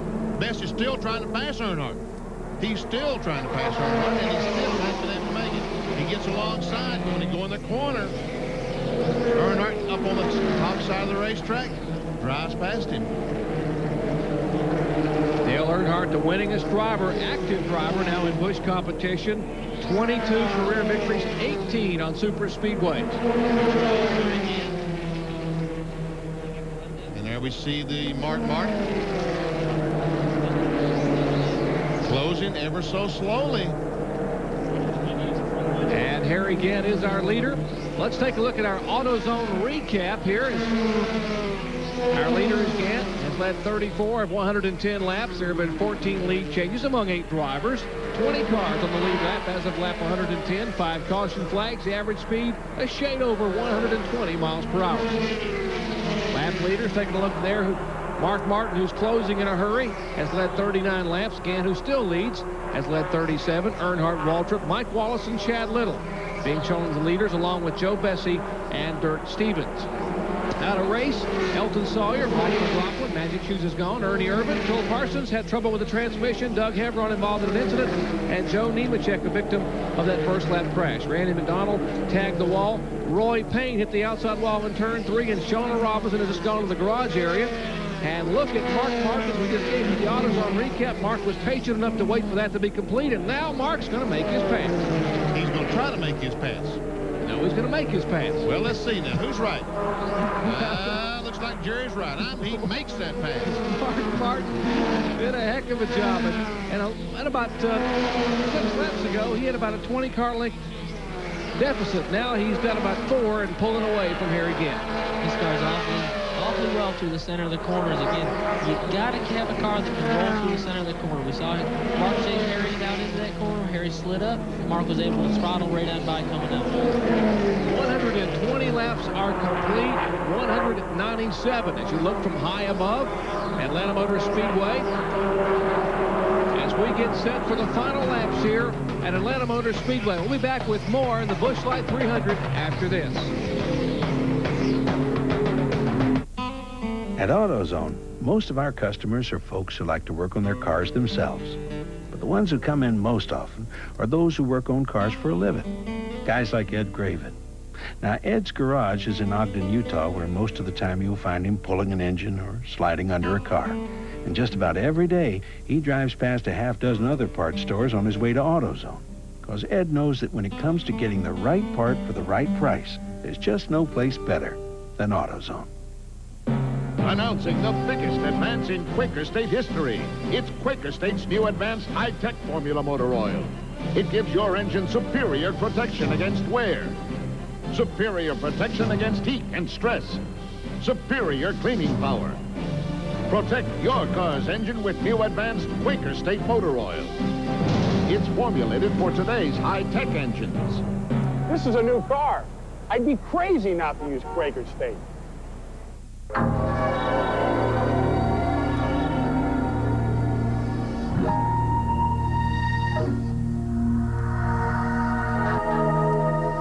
You can compare the new Suzuki RF to a lot of things.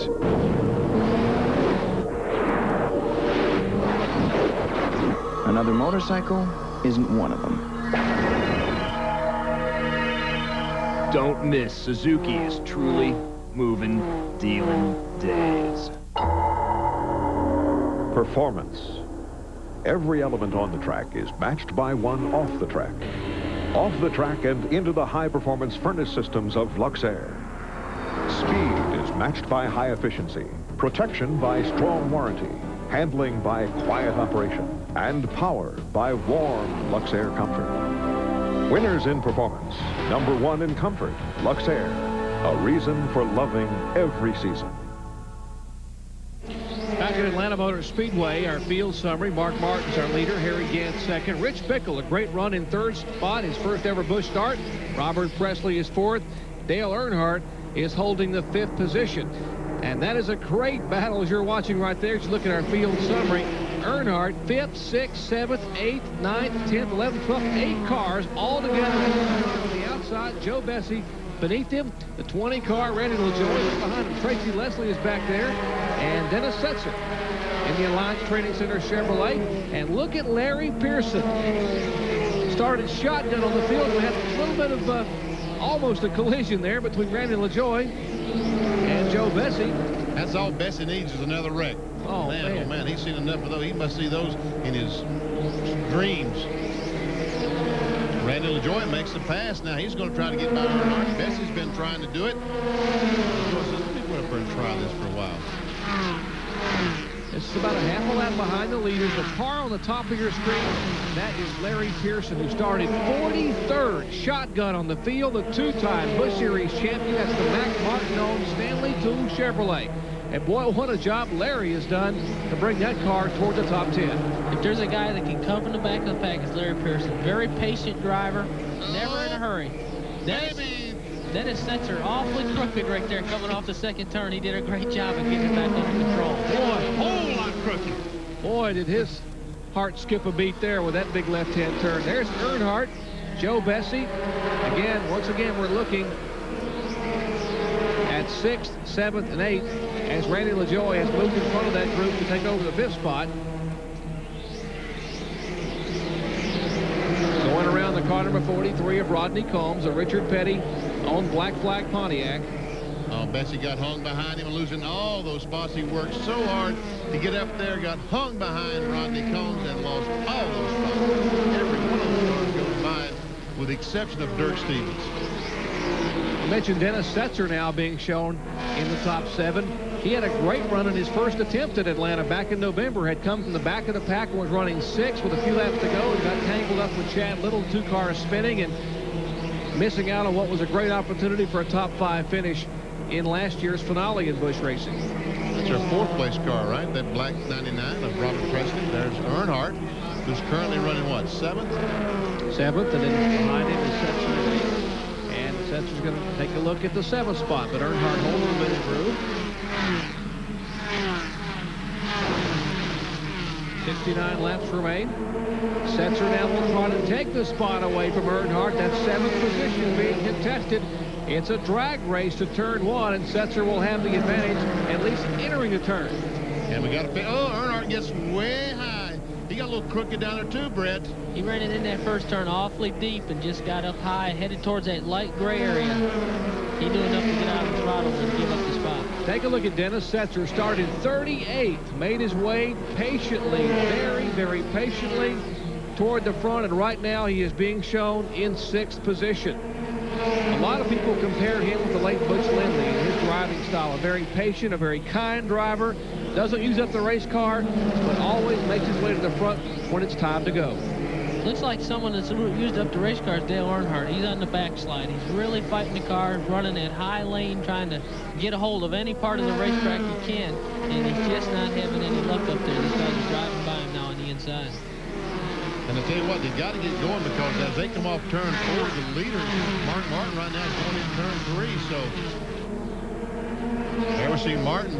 He's coming off 4 right now. Right behind Dale Jarrett. Jarrett's in jeopardy of losing a lap. Dale Jarrett, the 15th and final car on the lead lap, and that is Mark Martin moving in a hurry on the Pick and Pay Chevrolet. Martin will move up and go around Dale Jarrett and put him a lap down. Now just 14 cars on the lead lap. A moment ago, Terry Labonte was running for the lead, and now he's trying to keep from losing a lap.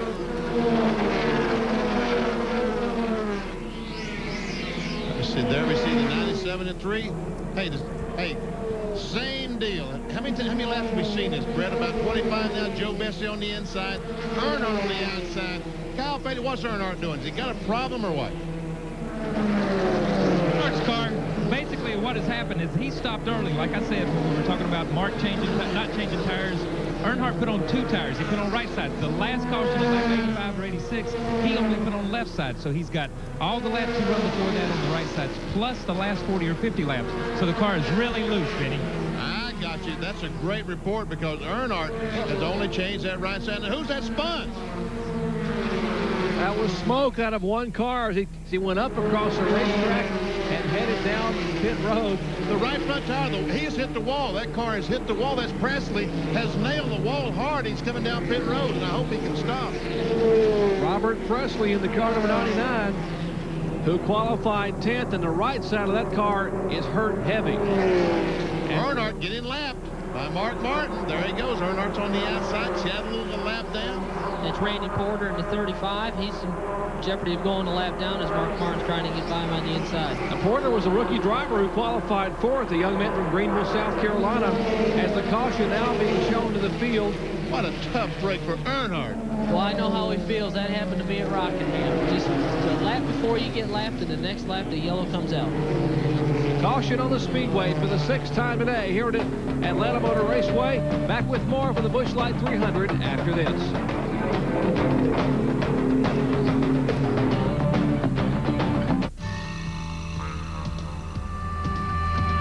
There's no place on earth that I'd rather be than out in the open where it's all plain to see. If it's gonna get done, it's up to you and me. Come on and head for the mountains of Busch. Come on and head for the mountains of Busch. Here. Robert, we're ready. Okay. Got it warmed up? Yeah. Before a Robert Yates engine makes it to the track, it's torture tested right here. Well, let's do it. And there's only one motor oil Yates relies on for complete protection. Haviland Formula 3. The same Haviland Formula 3 you can buy right off the shelf. 215 degrees, 8,700. That's race ready. Haviland Formula 3 motor oil from Texaco. Running like a winner. That'll get the job done. Your Florida Buick dealers present the 14,995 Century. Big car ride, including airbag, anti-lock brakes, power windows and locks, cruise and more. 14,995. Century. At this price, it gets my stamp of approval. Hurry into your Florida Buick dealers now for the 14,995 Century. Value you can count on. This is going to be a blast. Can't wait.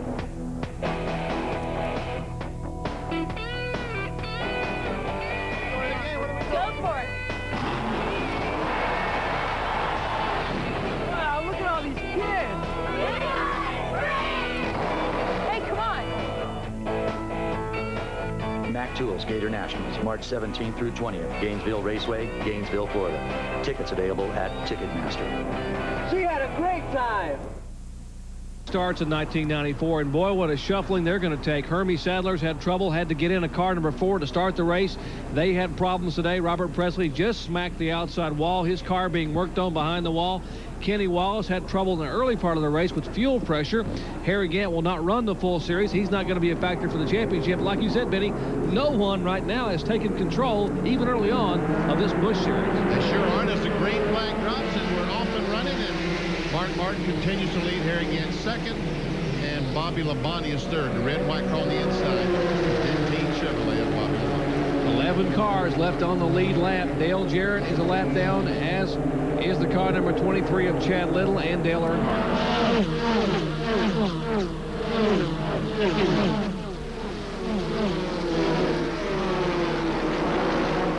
Martin and Harry Gant have shown all day that they probably have the 2 best cars here. They both stopped. They got 4 tires on each car. We are going to decide which has the best car today. 58 laps remain. They will not need another pit stop unless they get a caution flag. We should not see any more scheduled stops as far as fuel or tire changes. Kyle Petty reported stop, change tires. He is struggling, Kyle, with those new tires. We see him on the top of the racetrack, and about 5 or 6 cars have passed him since the green flag fell. That's Martin and Gant, your leaders. They pull away by about 12 car lengths over Bobby Labonte in 3rd spot. Dennis Setzer having a good run. He is back there as well in 4th spot. Randy Porter in 5th. A pair of rookies talking about how bright the future is in this series. And here is Setzer making a move underneath Bobby Labonte. And he will bring the lap car of Dale Jarrett with him, along with Mike Wallace in the car number 9. Wallace also a lap down. See Dale Jarrett drive by Dennis Setzer. I believe Dale Jarrett might have started that restart with a low air pressure in his tires. He fell back a little bit. Now his car looks awful strong again. That jockeying of air pressure, very critical on restarts to make sure that you let the pressure build up before you go off and start running hard. Here's Randy LaJoie trying to make it 3 wide up the back straightaway. Thanks better of it. Falls back in behind Randy Porter. LaJoie's in that blue and white minimal car number 20 Athena car right in front of Dale Earnhardt, who's right in front of the 14 car of Terry Labonte. Goes Dennis Setzer by on the outside of Porter. And can't make the pass. Great aerial shots from above. Watching as you see the LaJoie makes that pass for 3rd and 4th. Our Advanced Auto Parts air platform. Advanced Auto Parts, home of PDQ. Parts delivered quickly. Getting those shots from above. Our aerial coverage. Dennis Setzer evidently has some sort of a problem. He has dropped back very quickly. Everybody's just been driving by him. He cannot keep his car down low in the racetrack.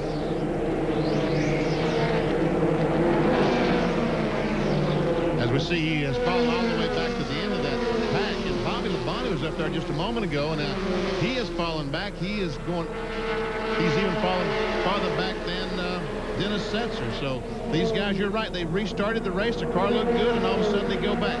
Could it be they let the air pressure down too much, Brett? Well, it's very possible, you know, especially after a long run. You think you've got a fix to your problem, you make an adjustment, and it just doesn't work for you.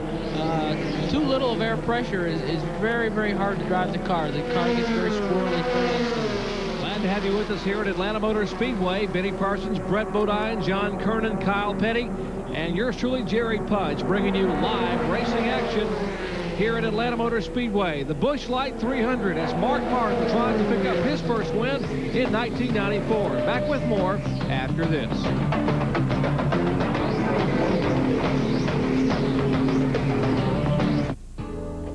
Robert, all we need here is some oil and we'll be ready to crank. Okay. Yes, get us suitcases. I have one. Yes, sir, right away. Robert, we're out. Get us suitcases and fly. There's only one motor oil that Robert Yates Racing relies on for complete protection. Haviland Formula 3 from Texaco. That was quick. Yeah, they had it right down the street. The same Haviland Formula 3 you can use in your car. Buy a case of Haviland, get a free camera, and a chance for a free trip on Continental Airlines. Sure, you've got a car. Got a dog. Even got some fun-loving friends. But have you got what it takes to be a mountain man? All it really takes are the two cool beers of the mountain man. Smooth Busch beer and easy drinking Busch Light. So, be a mountain man. All you gotta do is head for the mountains. I was just talking to Liz and Michael, and they say they're gonna watch. Yeah, it's gonna be big. Everyone's gonna be there. You should come too. We welcome you back to Atlanta Motor Speedway for the Busch Light 300. Just 50 laps remain here in this fourth stop of the Busch Tour. And assisting ESPN with aerial coverage of this year's Busch Light 300 are the fine folks from Advanced Auto Parts, home of PDQ, parts delivered quickly. Giving us those great aerial shots from high above Atlanta Motor Speedway. There are the lead cars. Mark Martin, the car number 60. That's the Winn-Dixie Ford Thunderbird. Behind him, the Manheim Auctions Chevrolet 54-year-old Harry Gant.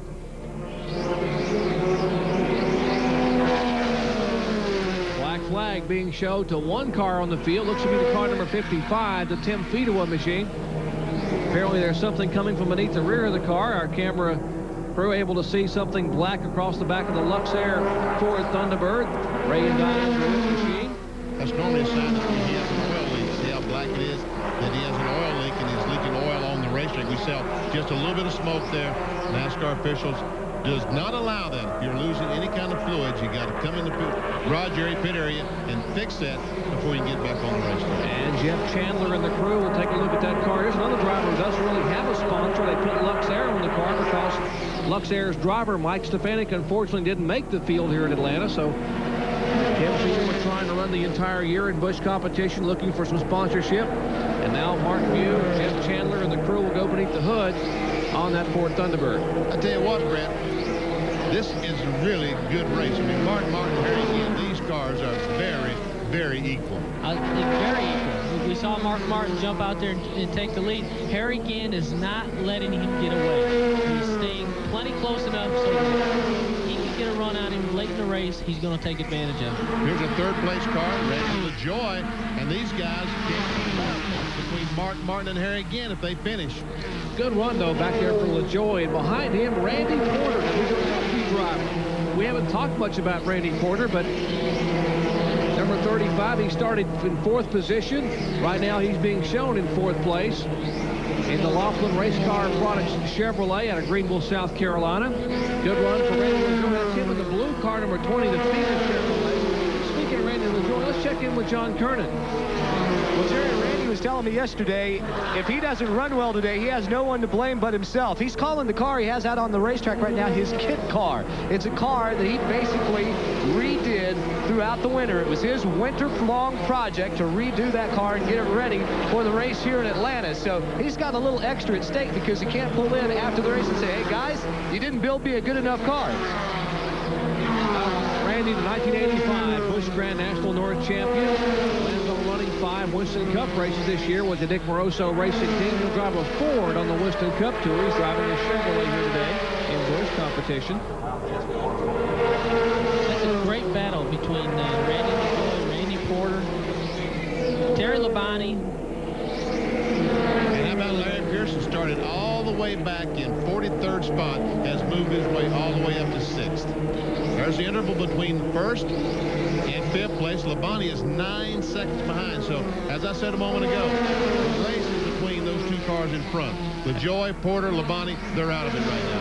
8-second gap back to Randy LaJoy. Our computerized intervals here, you get an idea of exactly what those guys have put out for them to catch the lead twosome. And where are the lead to? Well, we have to go up across the racetrack about half a lap away to find Mark Martin and Harry Gant. Gant, the second winningest driver in Busch Series competition, just behind Earnhardt, has won 22 times. Gant has won 20 times. But he has not been to victory lane since April of 1992. He went winless last year. Martin just blew. Martin just blew going down the front straightaway, just like Daytona Beach. Remember, just a few laps to go. It happened in Daytona, and it happened here just as he went by the start-finish line. Incredible. With 8 laps to go in Daytona, he was running second in a draft with Ernie Irvan and Bill Elliott, and it let go. And now Martin once again is snake pitting here at Atlanta. Mark Martin moving around in there. He's switching ignition boxes. He's trying anything he can to try to get that car refired. He's not going to give up until he's changed every switch and every ignition box he can. I believe it's terminal. Let's check in their pits, John.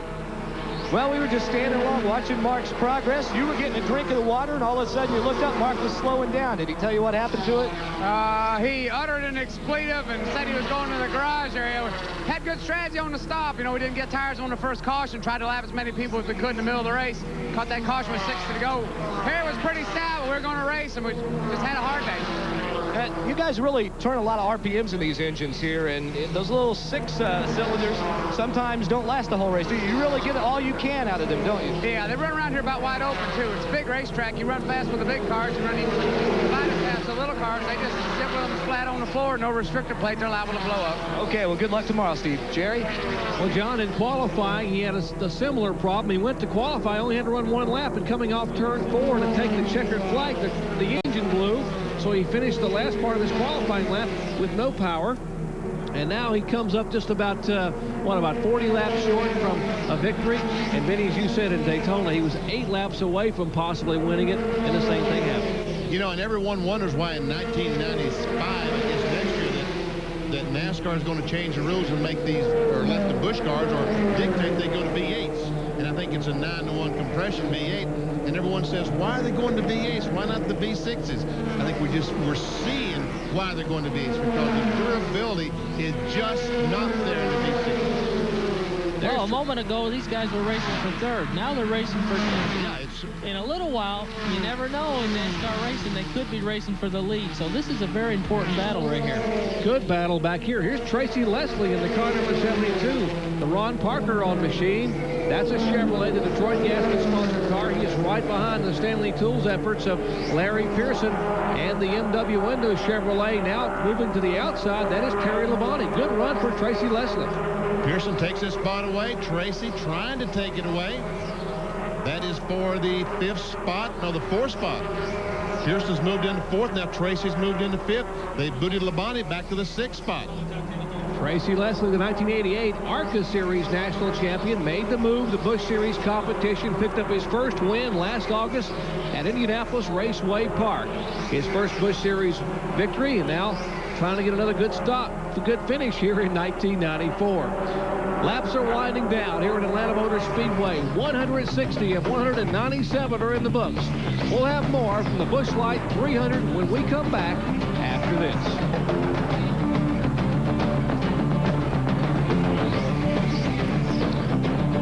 Napa, we're the most complete source for auto parts, and all Napa parts are backed by a nationwide warranty program. No wonder more Americans trust Napa to keep their vehicles running. Keep America running. Introducing the new Goodyear Eagle AquaTread for performance sedans. The wet traction of an AquaTread, the performance of an Eagle. 2 aqua channels maximize acceleration, cornering, and braking traction. The new Eagle AquaTread, only from Goodyear. Are you saying that I killed my wife?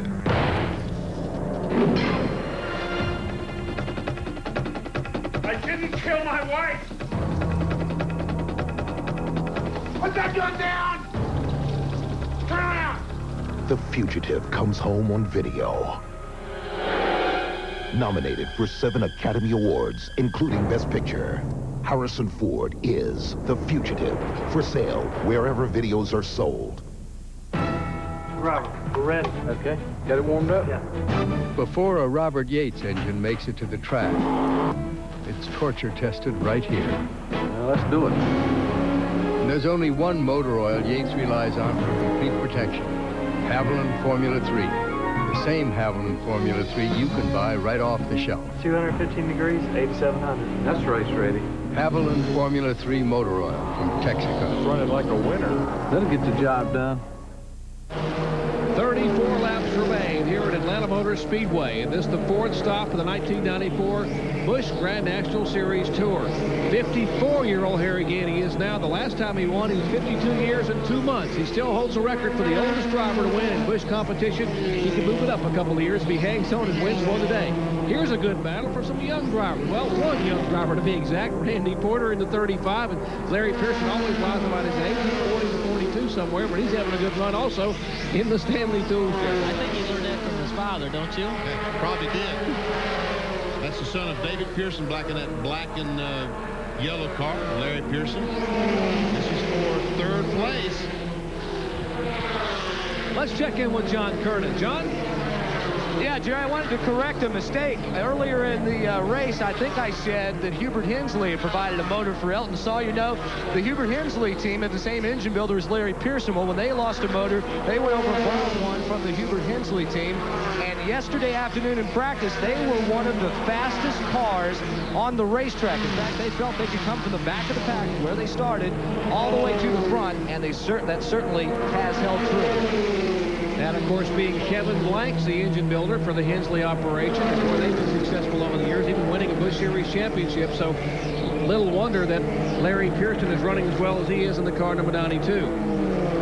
There's second, third, fourth, and the red car is in fifth. We saw just a glimpse of Tracy Leslie. We mentioned Pearson is going to run the full tour in 1994. Last year he ran 14 events for Mac Martin, and he finished second 4 times. Almost had it won in Milwaukee, couldn't quite hang on. Steve Grissom was able to make the win, but trying to get his first win in quite some time.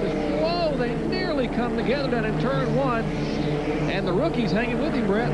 I'll tell you, Randy's got a good race car, and, and he's not letting anybody push him around. He's really doing a great job here at Atlanta. Tracy trying to check out now, which one of these guys do I follow? He needs to follow the 92. He says, okay, that's where I'm going. He goes by, takes his spot away. Moved Randy Porter all the way back to 4th to 5th from 3rd. And we talk about a guy who does badly. It seems that way, but maybe we should just stop talking and let Jerry handle it. We won't mention your Winston Cup efforts in as far as tomorrow. We'll just leave it alone. Just forget about it. Very good. You or Kyle, either one. Hopefully you'll both have a great day at Speedway. Laps winding down, 30 to go. That time by, once again, we'll draw your attention to the right upper part of our screen. And you see they wind down to 29 laps. Average speed. Now we're at a record pace here at Atlanta Motor Speedway. Even though we've had 6 caution flags, we are setting an average speed. It was 124 miles an hour. Jeff Gordon set it 2 years ago. That's the race record. We certainly are above that with less than 30 laps to go. Now, can Pearson and Tracy Leslie, can they run down the 20 car of Randy LaJoie?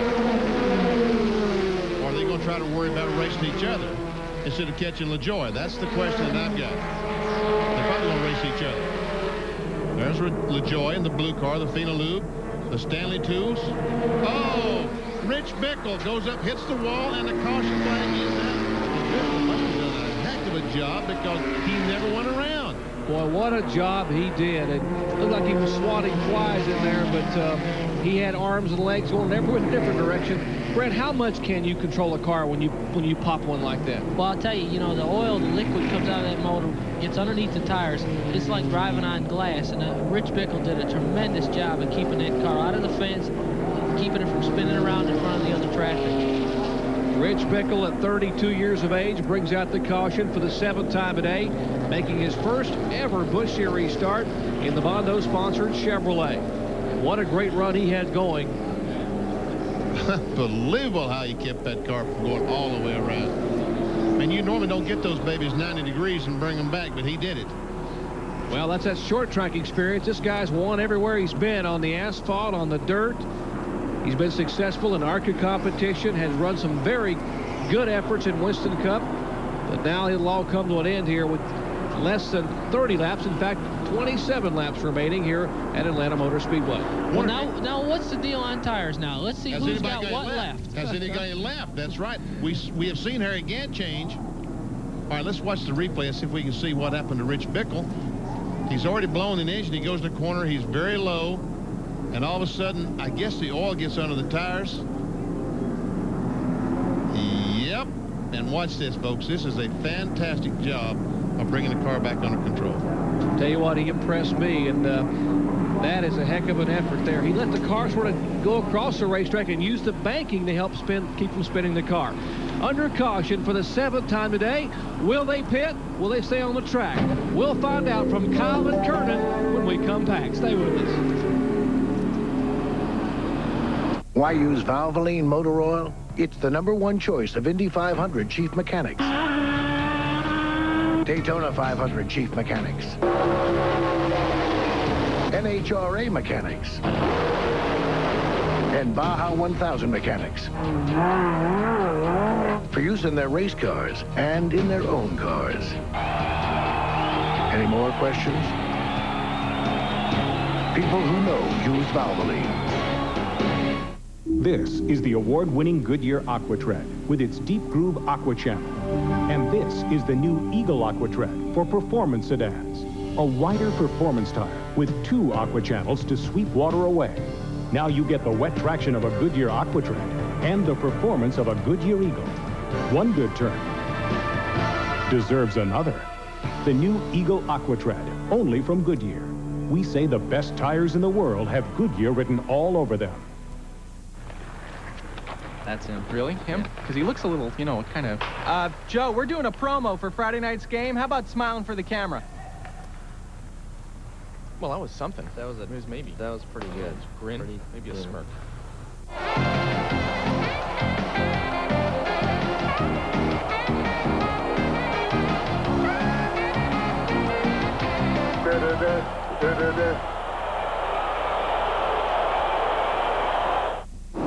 Back at Atlanta Motor Speedway, we might mention that the tire wars have been ongoing throughout the year of 1994 in Winston Cup, but there's been more of a battle really in Busch Series competition because of last week's Hoosier win with Joe Nemechek's car. Harry Gant has the Hoosier tires with his car number 7, but Benny, it's all Goodyear for about 3 or 4 cars behind him. Yeah, it is. 35 car Randy Porter has the Hoosier tires on as well. He stopped and changed a couple just a moment ago, and it looks like we're going back green flag racing this time by. Elmo Langland, a pace car, leading the car as they come off turn 4. And Elmo, he makes the hard left, so pretty soon these fellas will be accelerated, and it's going to be showdown time. 20 lap sprint to the finish here at Atlanta Motor Speedway. Kyle Petty, John Kernan, Brett Bodine, Harry Gant is leading. Jenny Parsons with us here in the booth here at Jerry Punch, bringing you this great finish at Atlanta Motor Speedway. Ken Gant, hang on. Harry Gant on that restart opened up a big margin over Randy Joy. Between himself and Joy. Larry Pearson trying to catch back up to Randy as they enter the 3rd turn. Out of turn 4, it'll be 19 to go this time by Gant. In comes the lap car up here. LaJoy in 2nd. Larry Pearson all the way from 43rd starting position. Good run for Pearson. Also behind him, Tracy Leslie. Good speedway run for Leslie. Here comes Pearson trying to get on the inside. Can't make it. Backs up.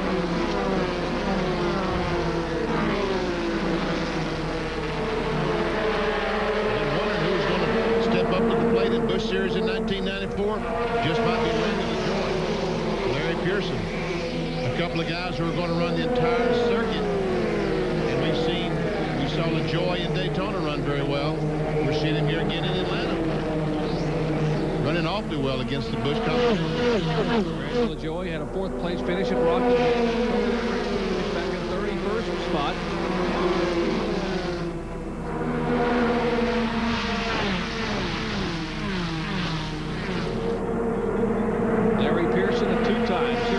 In Busch competition, knows what it feels like to be a champion. Would like to make it 3 times. Running the full tour for the first time in a number of years in that Mac Martin-owned car. It's fielded up in Mooresville, North Carolina. Mac is from Lenore. See Dale Jarrett move over quickly and let those guys go by. The only car that stopped changed tires. That's for 6th spot, trying to get on the inside of Dennis Setzer. The 35 car, Porter stopped. But on right sides,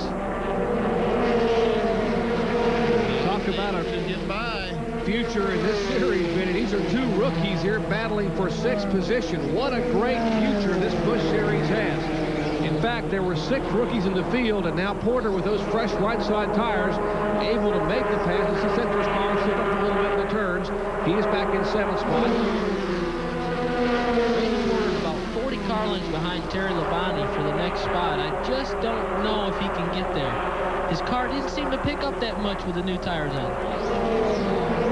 Here comes Joe Bessie. He stopped a moment ago, did not change tires. He did make a chassis adjustment, and he did change the air pressure, let some air out of those tires. Just a little bit of air a moment ago. Let's see if it does him any good. Here's the young man with 1 race car. No money after the day. No chance of racing unless he can possibly get a sponsor. And he's driving his car out, moving inside of Dennis Setzer to try to take the spot away. That will be the 7th position. That is the car that he and his crew worked around the clock to rebuild after that practice incident at Daytona. Crashed during one of the practices on Wednesday afternoon prior to the Goodies 300. There's Dirk Stevens. He's a couple laps down.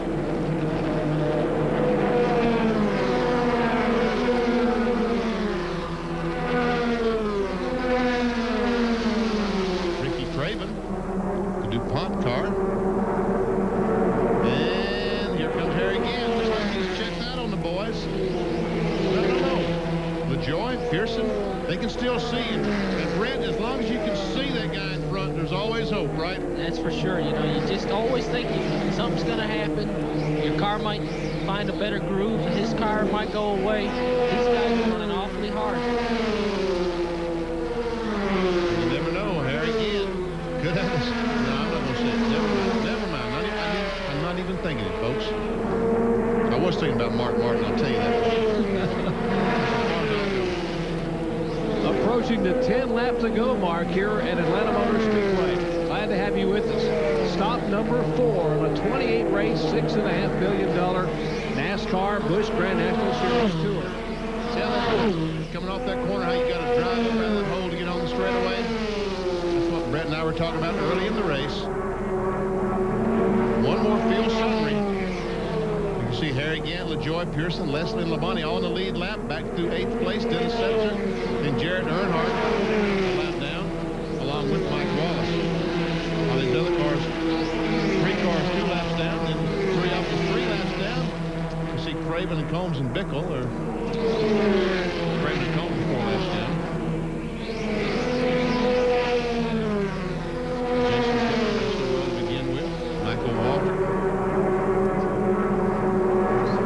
Ernie Irvin finished 40th today. Some of the cars out of the race, Joe Nemechek, he was a victim. Didn't even get to complete a whole lap. Involved in that first lap incident. Mike Wallace and Shawna Robinson. 10 to go. Carl Simmons holds out 2 full handfuls to Harry Gant. I was talking to Peggy again down in Harry's transporter before the race, and she said, I just hope that Harry can have a good year this year as his farewell tour takes place. And it's been such a miserable start, she said. But maybe today, if he can pull it off, Peggy will make up for some of the terrible starts you've had this year. This is Harry's racetrack. He qualified on the pole here in November for the Winston Cup race. Likes this kind of track. Likes this Atlanta kind of configuration in Dover and Rockingham. These cars are pretty evenly matched. Sure are. There's Harry Gant. There's Peggy. Boy, does she look pensive or not. She knows her husband wants to go out in style, and certainly no one deserves it better than Harry Gant. What a gentleman he has been in this sport for the past 20 years. These 2 guys drove away from Tracy Leslie. He was not able to keep up. But he is still running in 4th spot. Once again, Gant's a leader. LaJoy in 2nd. Harry Pearson is 3rd. As you mentioned, Benny, Tracy Leslie is 4th. Terry Labonte is 5th. And now the battle for 2nd is going to heat up a little bit. Randy LaJoy, the last couple laps, has had a little bit of problem keeping his car down low in 1 and 2, and Larry Pearson was underneath him a couple times. Larry might be sizing him up, trying to decide where is his best spot to take a shot at him. Check it out. Here they go down in turn 1 that Brett was talking about. Let's watch as LaJoy goes in. Keeps car down pretty well that time, Brett. That time, I think he learned from the last trip through there when Larry got up alongside of him coming off the 2. Actually, he's holding the car down low all the way around the corner. Larry might be looking to the outside the next time by. And 7 to go. It'll be 6 next time by. And what you're watching once again is the battle for second position. LaJoie in the blue car, the Chevrolet, in the green car you just saw leave your picture. That's the leader. About a 3-second differential. Back to second and third. You're right, though. The Pearson car is beating LaJoie down in 1 and 2. Uh-oh. Pearson trying on the inside. Got a run going. Oh, LaJoie comes right down to the white line. He's just telling Pearson, you're going to have to do it on the outside, Larry. Still going to try it on the inside. Got a good run this time, Brett. He pulled even down the front straight and just drove right by him. I think Randy was experiencing a loose driving race car with Larry Pearson tucked up behind him. Yeah. And once again, remember, folks, this car you're watching here, how impressive is this run? The car number 92 a moment ago, he started dead last, 43rd field. You can't get any further toward the back unless you're back there in one of the wreckers helping them get started. That's where Larry Pearson began a week ago at Richmond and here. And here's Tracy Leslie been able to go by and take the 3rd spot away from Randy LaJoie. LaJoie's got some serious problems. I think Brent's riding the car just as loose as it can be. And he's, if you look behind LaJoie, here comes Terry Labonte in the car number 14. I believe the motor's gone sour in the 20 car. He's losing speed down the straightaways. His corner speed's still pretty good, but his straightaway speed has gone all the pieces on him. He might have dropped the cylinders. What a tough break for Randy LaJoie after some great runs. And apparently we have confirmed it is the engine.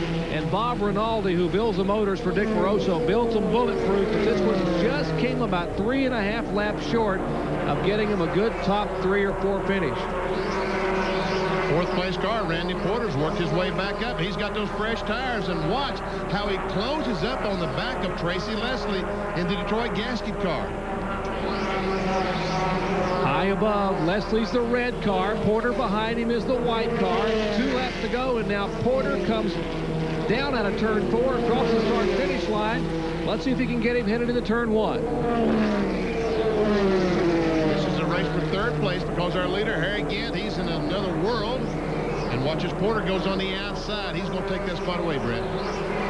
The tires right now are starting to show up.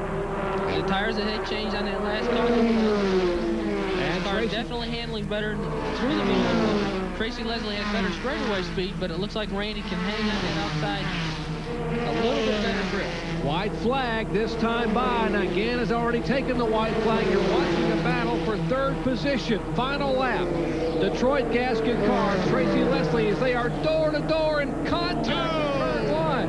Whoa, Leslie hangs on, and now here comes Terry Labonte, who will take the spot away. He takes 4th. Leslie is 5th. And his 3rd, 4th, and 5th you're watching there. Meanwhile, Harry Gant is less than a quarter mile away from getting his first win in over a year. In fact, almost 2 years.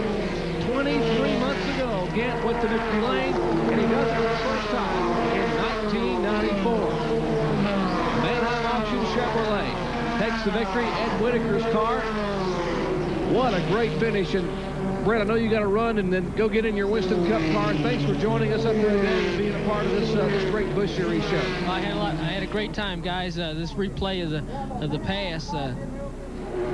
Tracy Leslie and Randy Porter go down in the corner, and watch as Tracy goes up the racetrack just a little bit, just touches the left rear, tries to get the car off of Porter's. Tracy almost spun himself out trying to keep from spinning Randy Porter out. And here comes Terry Labonte. Terry had the momentum build up. Tracy doing all he could to get his car under control. Almost made contact there, exiting the 2nd turn. Brent, thanks so much, buddy. Good luck tomorrow. I appreciate it, guys. Ned, get better. Get back here next time. We'll hear from Harry Gant at Victory Lane when we come back to Atlanta Motor Speedway after this.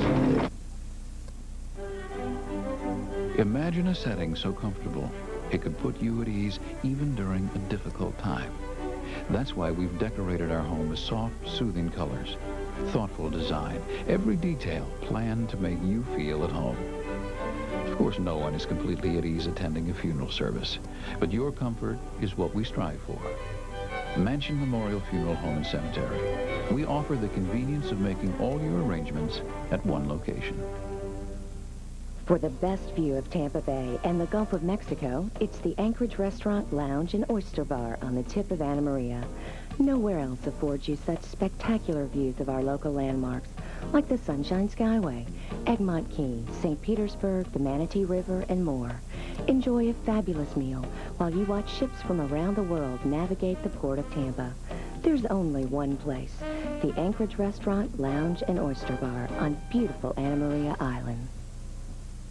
AquaTread with its deep groove aqua channel. And this is the new Eagle AquaTread for performance sedans.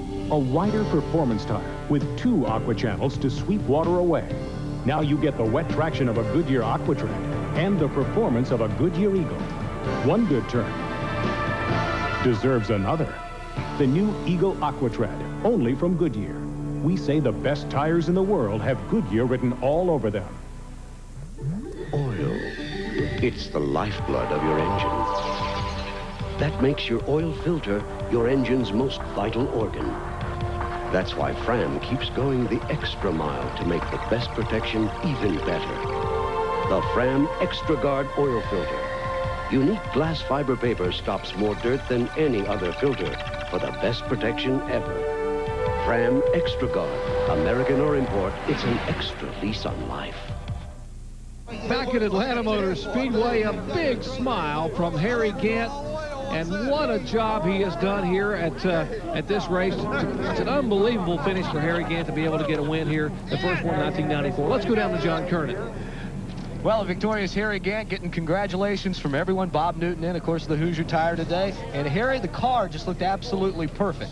It sure did. You know, the Mannheim Chevrolet that Ed Whitaker and the boys up there in Bristol prepared. I couldn't believe it was that good today. You just rode around and, you know, it just sort of turned itself. The only car, you know, that really would give me trouble was Mark. And but he and I was the same, you know. I mean, I let him lead there. And I was sitting behind him right there, you know, and I knew my tires would go a little longer.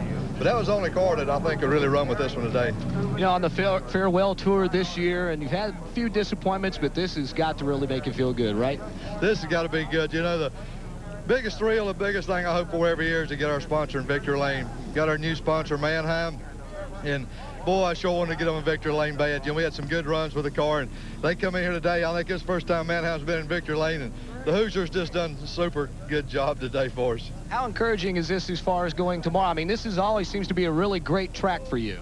Well, sometimes it is, sometimes it's not. You know, we hope so. We got a good running car tomorrow, the Scobani Chevrolet, and, you know, we just hope that we'll have a good luck tomorrow as we had today. All right, Harry, again, congratulations for the win, Jerry.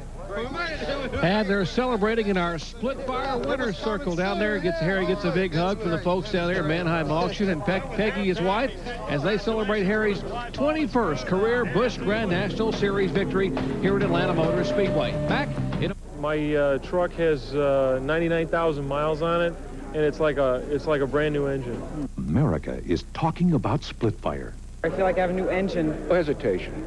You hit your passing gear, you're gone. Right now. Split fire won a United States patent. It doesn't look like any other spark plug. It doesn't work like any other spark plug. I love them. I have them on my motorcycle, my boat, and my car. I love them. Love them. Split fire at $5.99. America knows it only costs more till you use it. I can say I've saved at least $3 to $4 a week. Probably getting, I would say about 20 miles more per tank full, and that's a lot for me. They'll pay for themselves, basically, in the first 6 months you own them. Split fire. It only costs more till you use it. Here's another split fire breakthrough. Twin core wire sets with a dual firing path to every plug. More power and more mileage for your money back.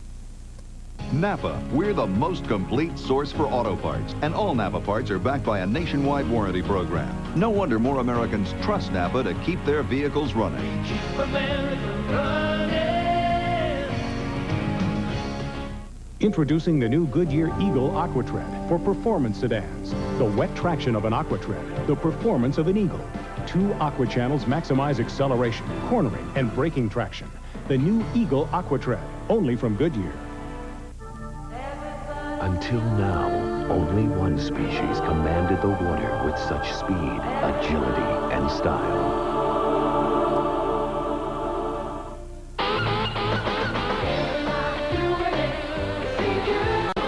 The 1994 line of Sea-Doo watercraft. So advanced, they're evolutionary. Everybody's doing it.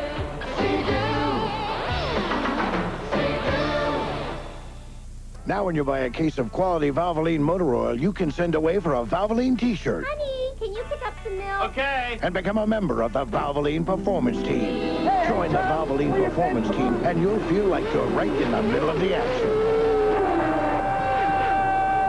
So buy a case and get a shirt, plus great deals on Valvoline racing gear and a lot more. Honey, did you get the milk? People who know use Valvoline.